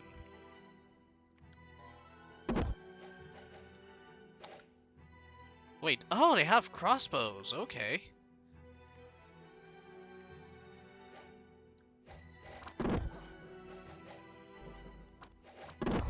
So they're basically really tanky crossbowmen. How much gold do they cost, though?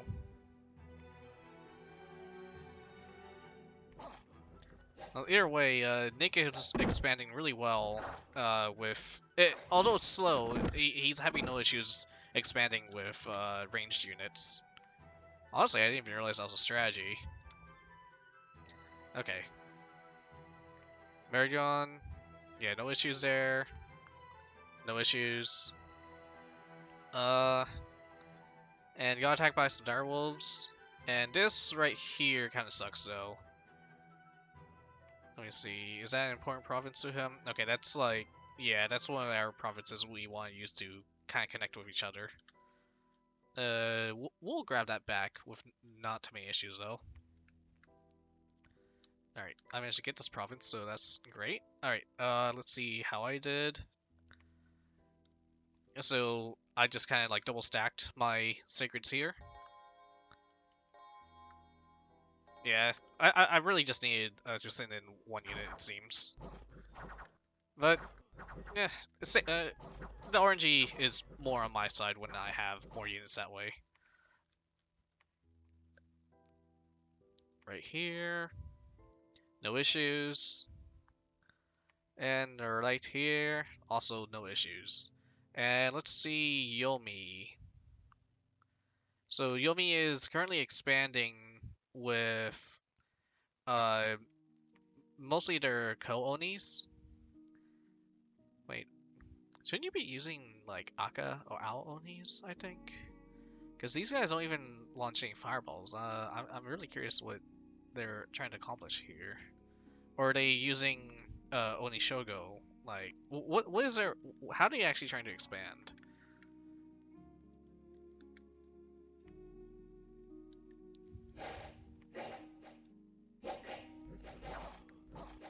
Skeletal body, mirror image, and are they like just trying to use the Onishogu to kind of like thug out provinces, or what's going on?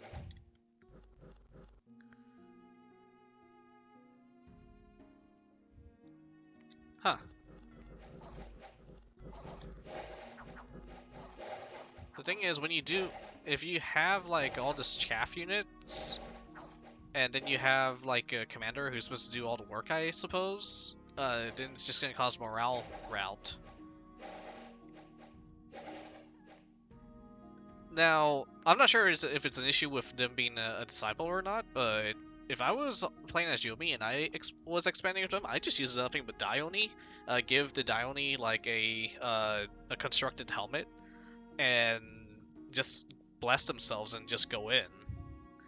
Like I'm really not sure if there's like an issue regarding like their bless or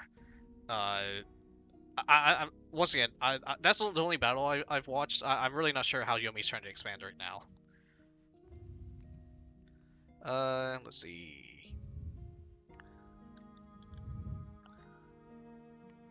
And we have a better look around Yomi. Honestly, Yomi is free pickings at the moment. I want him to kind of explore around here. I just want to see if Yomi has a presence to the right side. But I kind of doubt it if Vanheim's right here. So I think really, if we wanted to, we could just start eating Yomi. Oops, that's not my province. Now this area has been constructed, so I'm going to upgrade it. And you're going to start building a lab. And right here, just making sure, yeah, we just need a laboratory to build this guy, and we can get some nature healers as well once we get a temple up and running. But that is not on my to-do list. And yeah, they seem... Honestly, we are probably going to... Yeah, look at that. We're surrounding Rotterdam at the moment. They don't even... Look at how much we've surrounded them. Just look at how much they are surrounded by me and Marion.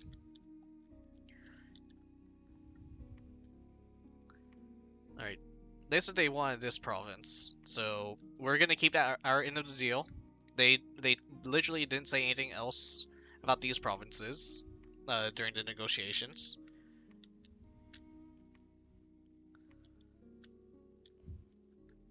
The only thing we can really do at the moment is try to keep scouts around and try and prevent any ambushes. I feel like enemy teams might be taking notice of how big we're currently expanding. I'm going to expand right here. I might bounce off of Nabah, but I want to cut off Nabah from this throne right here. Alright, this fellow is going to get these guys.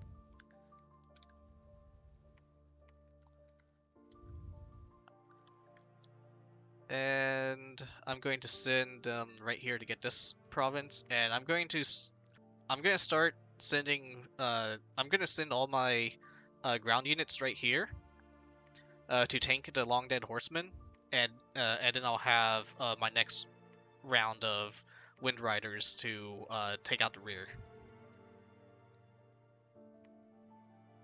So let me just try and make sure how many wind rider. So I have one commander. Yeah, just recruit nothing but these dudes. Let's get our mage. I could start recruiting the slow to recruit mage as well, but nah. So he's gonna get all these folks. They're gonna hold an attack in a line formation. Can you do? No, he can't do line formations at the moment. So he's just gonna hold, stay behind troops. I'll put him like right here, and yeah, just do that. And we're just gonna just march over here and wait for reinforcements. This guy is gonna get these troops, and he's just gonna wait. This province was captured. And do I want the low mountains, or do I want... You know what? So... You know what? I'm going to just go over here. So whoever attacks first, we're gonna weaken this province for each other, because I feel like me and Marion are both going to attack here. I could double confirm with the Marion player as well, but honestly, that's what I would do. I'm just gonna send my guy here. He's probably gonna send his guys here. We're gonna high five each other if we both survive. And then, yeah, we want to deal with all these. And the great thing is, my sacreds are flying, so they can just jump anywhere they feel like. Let me see, who is next?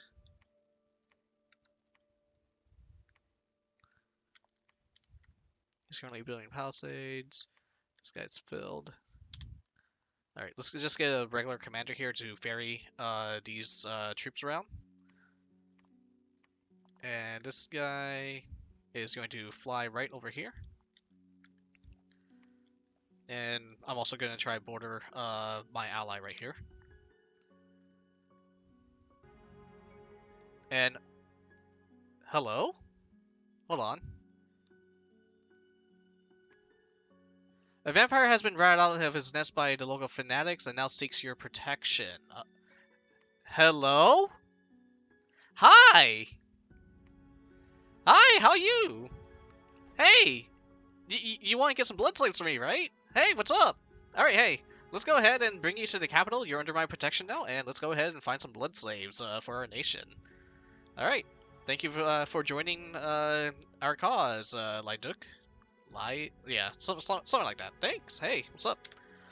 And awesome. I'm gonna screenshot this and send it to my teammates, but yeah, that's the end of this turn. I'll I'll see you guys on turn number 11. It is turn number 11. All right, let's see what is going on. I see there was a bounce with Nabah. But let's see what everything else. So apparently someone died over here that... Ooh, I think that's my Nabah attacking area, so I might have messed up there. Alright, let's see. Merigod. Lost the Paladin, got the province. Doing all okay. Let's let's see what happened to And let's turn these all on again. I wish it kind of saved.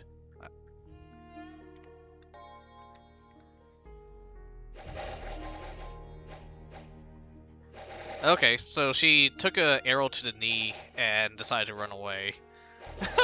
Alright.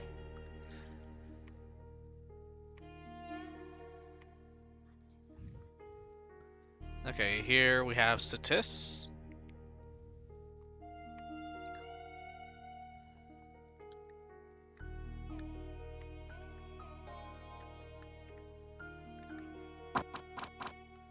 Hold on. Isn't it like really cold? Yeah, okay, so they're gonna start getting weaker around here.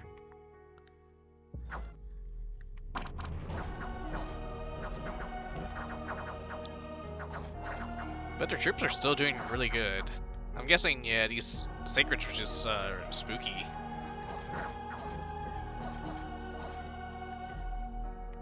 Alright, fair enough.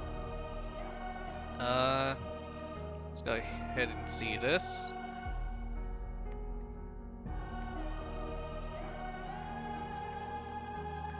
Alright, he has a mirror.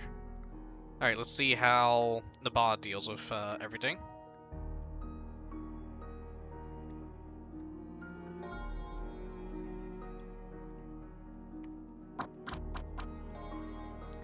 And actually, yeah, let me see what the bless is. So they're running regeneration. They have awe, some fire resistance, and is that it? Regeneration and awe. So, all right, okay. The awe is going to be really annoying to deal with regular troops. Regeneration. I think, let me see, what is Nabah, who's Nabah teamed up with? Give me a second, I'm gonna check, the thread regarding, this game. Nabah. It should be MA. Okay, they're with Yomi, Albion, I don't know what Albion is. I think that might be a mod nation, and then they're with Abyssia, and they're running regeneration. Alright, this also confuses me with regards to Yomi, since Yomi's not using that regeneration on Dio need to expand. Unless they are, and I just haven't seen it yet. Alright. And how did I do against... Okay, and I got decimated against Nabal. Fair enough. Fair enough.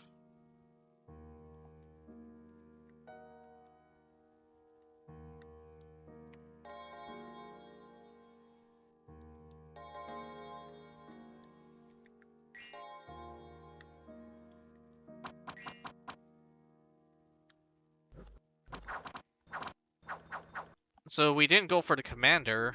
Instead, we went straight for their sacreds, and I'm gonna assume the awe just got to us.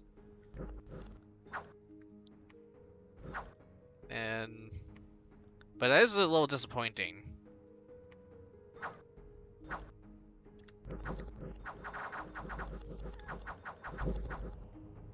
Yeah, look. The commander only had 6 HP left, so if we got one more good hit in, it would have caused a rout. But the ball wins the battle. And retreat details. Yep. Got nothing else to say on that regard. How much do their units cost? 40 gold. My units cost 55. They had a lot more gold invested in battle in general as well, I believe. Their priest is worth 2 of my wind lords. And then they have 6 guards. I had 6 of you guys. They're roughly around the same price range, and recruit resources as well. I believe yeah, both of our sacreds are capital only, and then he had a lot more just overall infantry. So yeah, he just brought more resources to that, and my army couldn't deal with it. Downside is now he has direct access to his throne, which I did not want him to get.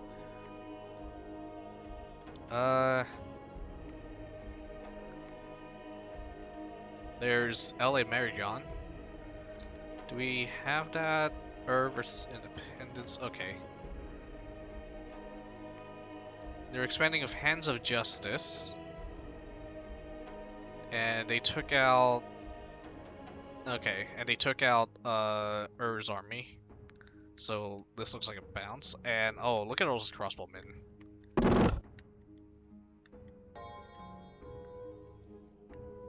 Okay, was this... Wait, hold on. Did they attack Province defense? Or what happened here?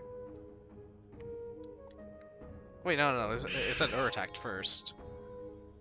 But let's see. Their bless is attack, solar weapons. Okay. Magic resistance, blood surge, and HP +1. So they have a generally what seems like a rainbow type bless. And LA Marion is teamed up with. Let's see. LA. No, that's me. That's my team.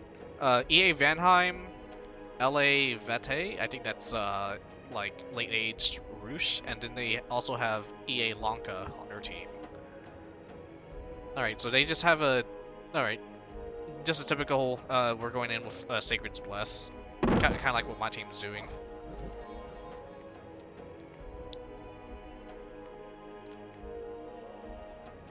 Yeah, okay. And this is the weaker of Aaron Zimonier's expansion army.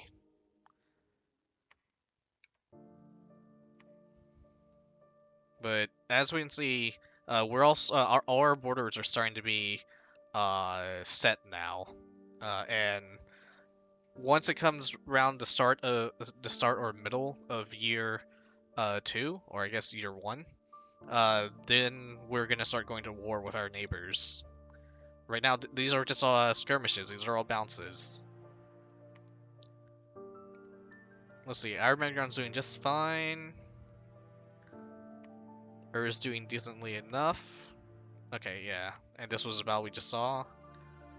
Man is just going in with regular troops. Ooh. Okay, no, that's militia. He didn't care about these militiamen at all. But he's doing really well with these crossbowmen and archers, and it seems like he has a horned serpent now. let's see, Horned Serpent. It's cold blood, poison resist. I'm assuming he. I don't think he summoned this. Wait. Oh. I think this is a mercenary he hired. Let me see. Mercenaries. Yep. Okay. Okay. This makes a lot more sense. Yeah. He is expanding using mercenaries.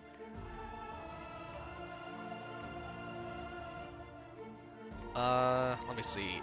And this right here, looks like he won, but with a little costly victory.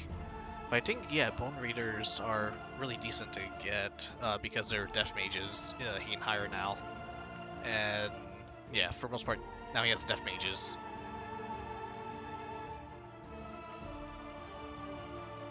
Alright, let's... and yeah, I should probably read my situation. Expansion on Lizard Shaman's really nothing. It's winter, it's cold, and there's like 8 of them, so if I got wiped there, that would have been surprising on my part. Here, they did really well. Let's just watch this battle.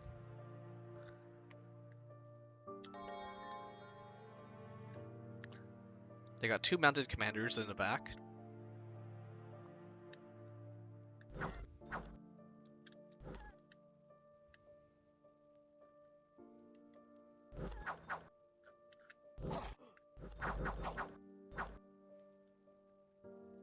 And yeah, I guess they managed to block all the attacks from the heavy cavalry. And the dice roll is just 1 for us.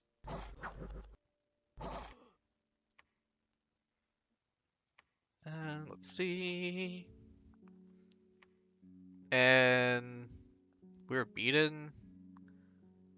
And fair enough. So I didn't do too well this time around. I got two out of 4 provinces I wanted.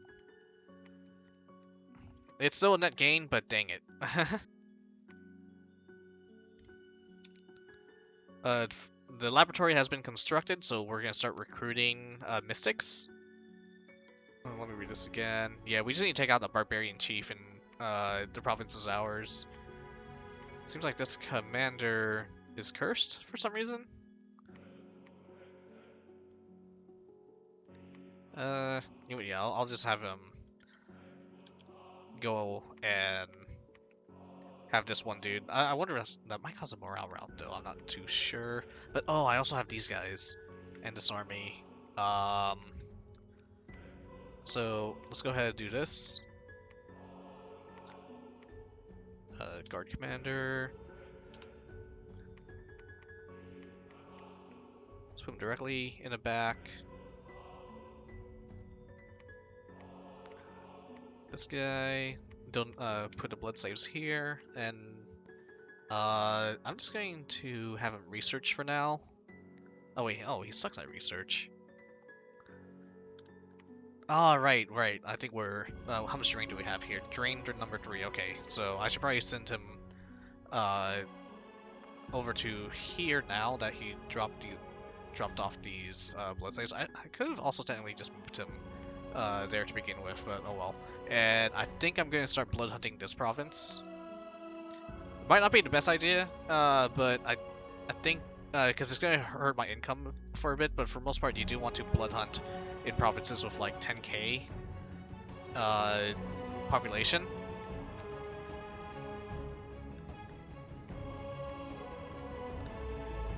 And yeah, that's mostly going to be my towns. This right here, 2 months until construction is done. Alright, I'm going to send this guy right into the grinder again. Shoot 2 more of these guys. Let's see, we'll stop recruitment on them for now.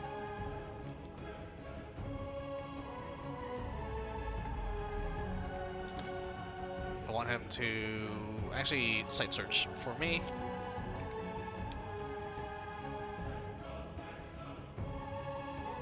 Okay, Yomi does not have their full cap circle yet.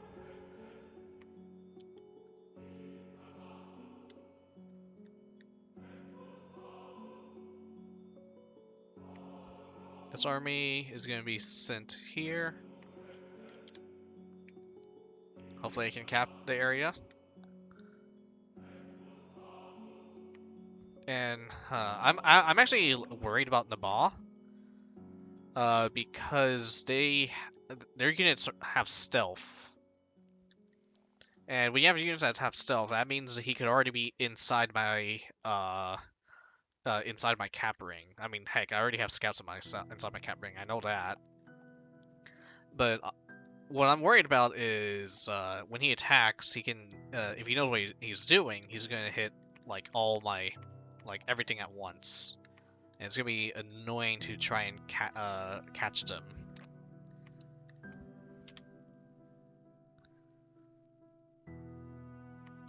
Alright, so since this is doing relatively well by the looks of it.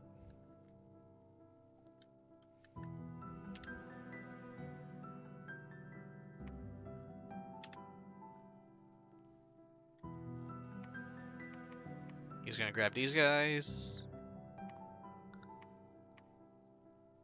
And because it's snowing, it's really hard for him to move around. Dang. Okay.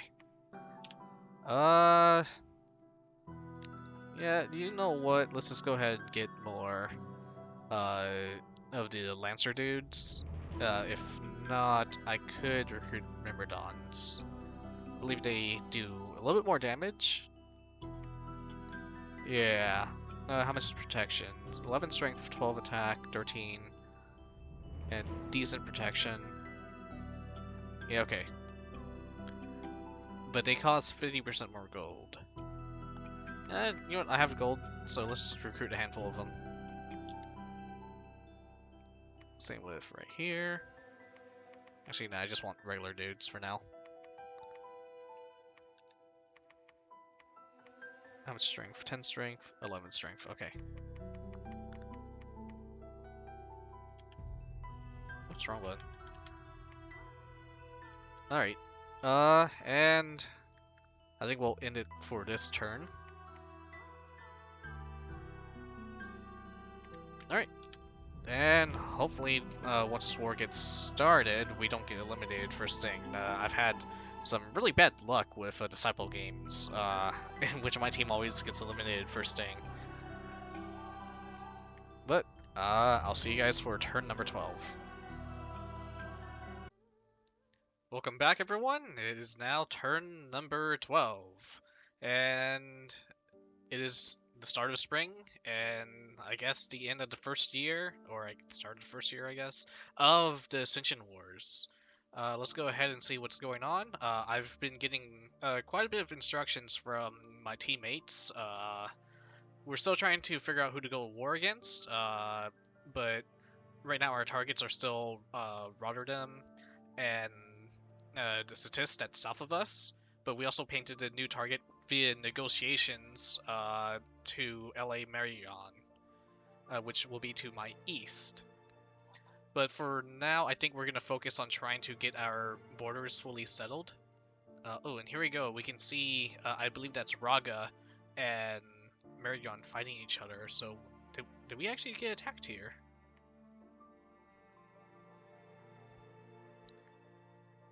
That's either this was negotiated or that's something I need to double check. Okay, so it looks like we negotiated a peace treaty with Raga, and we may have we may team up with them to fight a separate nation later down. Otherwise, we're letting them keep this swamp because I guess they really want the lizard warriors here. In exchange, they basically said they're not going to contest us on other territories that Marion will be using. Alright. So this is very typical. No magic sites found with this dude. I almost never find magic sites. The fortress has been completed. What happened here? Found some gold. That's great. Statist got attacked by independents. And where's that? Okay, that's right in their border, or their cap ring. I managed to conquer that territory. Let's keep reading. Earth's expanding well. Man is doing good as well. It looks like he lost to. Okay. This was his mercenary group, and I guess that they were about to run out of their timer, and he probably doesn't really care about the fact that he lost all his men. But actually, right here, I got reading my team messages right now. Looks like Marion says he's gonna claim that province since Nick Knight just got rid of all the heavy cavalry for him. And we can always switch our provinces around if we ever deem it necessary. Right here, man just basically kind of zerg rushed this province and won it. Alright, and as for me, I lost 2 Wind Riders on this province. That's annoying, but I capped it.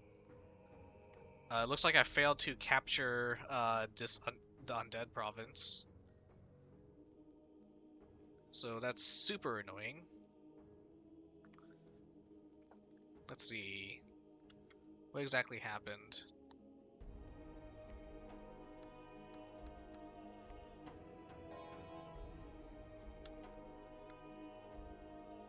I wonder if they got to us right before we actually launched. Or, well, we can actually see right here, the Mountain King, who's commanding all these units, is right there marching in the back. And if he is, yep, right there, my Sacreds are not going to know where to fly to.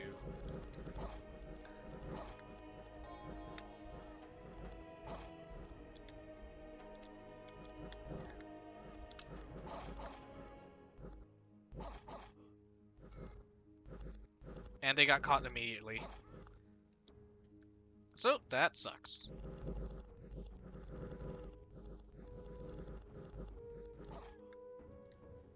Another thing is, these mobs, they have pierce resistance.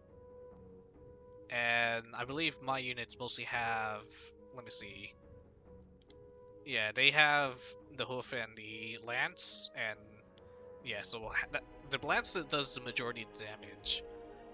But if that damage is negated by half or so, they're not going to do anything with that initial lance charge. So, unfortunately, this province I'll have to ignore for a little bit longer. This guy is going to jump here.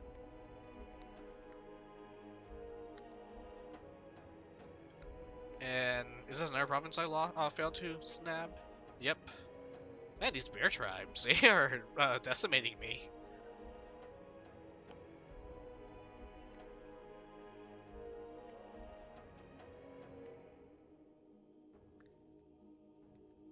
Not much I can do about that other than try again.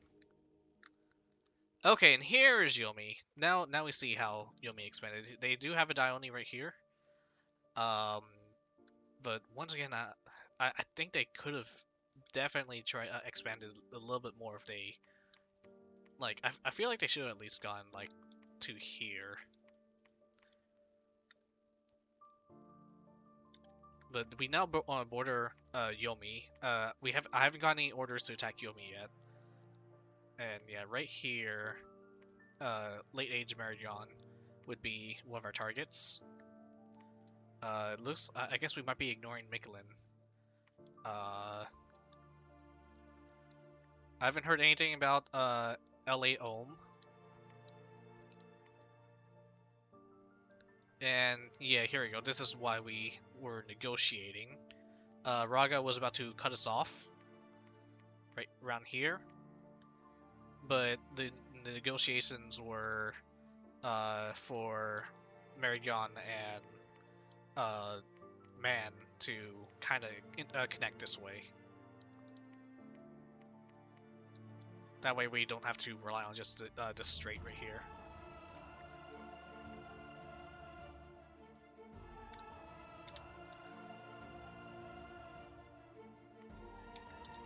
And what happened here? Okay, that's Satis. So I'm just going. Actually, yeah, I'm just going to chill out here because I want to see what this brings to the table to deal with this. I'll have my guy wait here on the drone just to watch like what's gonna happen. This guy, he needs to restock because he retreated. So let's go ahead and get him some more units, and let's go ahead. I think yeah, let's go ahead and start recruiting our slow to recruit mage.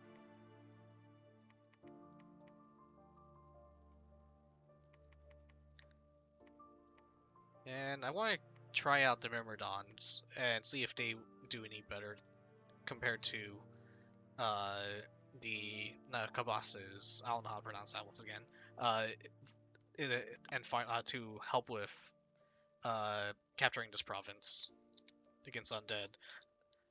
Another idea is I could try the Icarids, but I'm really not sure if they're worth it. Yeah, they're. I mean, I could just just spam Wind Riders will almost cause the same effect. I could also try Chariot rushing, but Chariots are really expensive.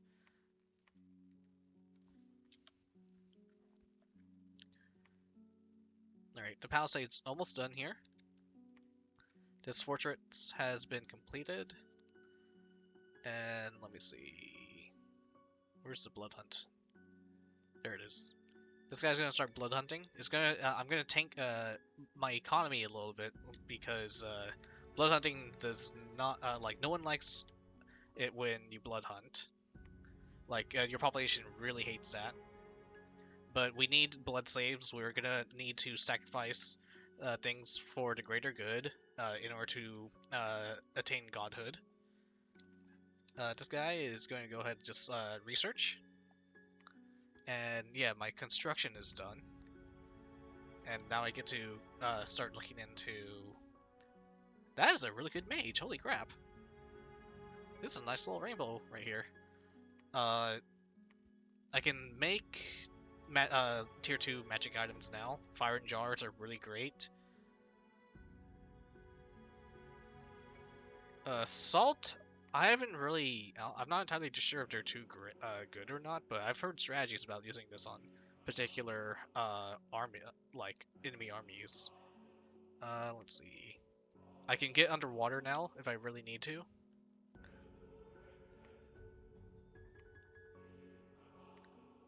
Yeah, well, I have access to a lot of interesting items now, and this just with simply uh, construction 2.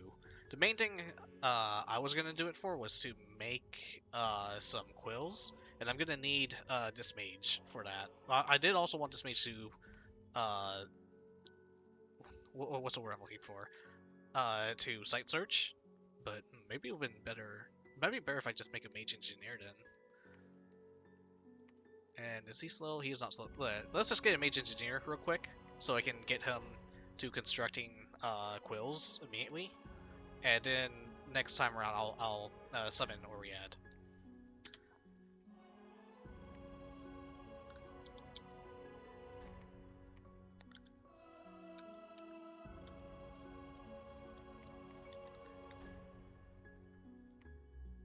Alright, this is going to be a dual strike.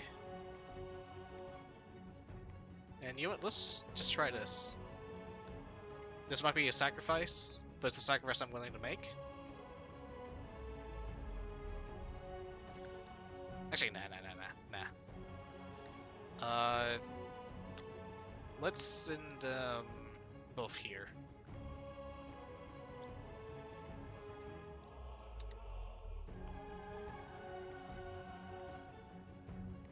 Another thing, another thing with this mage engineer is I can use them to upgrade my fortresses another step. So I have this fortress, and I believe I can put an engineer there to turn it into a castle. What's this fortification? This is a regular castle. I wonder if I could use the mage engineer to upgrade. No, I can also just get regular engineers. Let's read. Okay, let's try this. I'll just hire this guy and see if I can get him to uh, turn this province uh, into a castle, and then move him over. Wait, no, I still want that. And move him over here and see if I can upgrade this to like a late age castle. Let's see, what else do we need to do?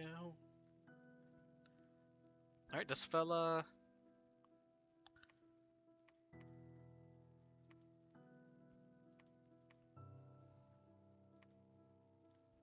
I forgot I had this province right here. So I kind of want to go ahead and disrespect Yomi a good deal and just start building a like fortress right here. So I'm just gonna send this guy over, and he'll start constructing around there. Let's see, get commander. He's gonna ferry this sacred.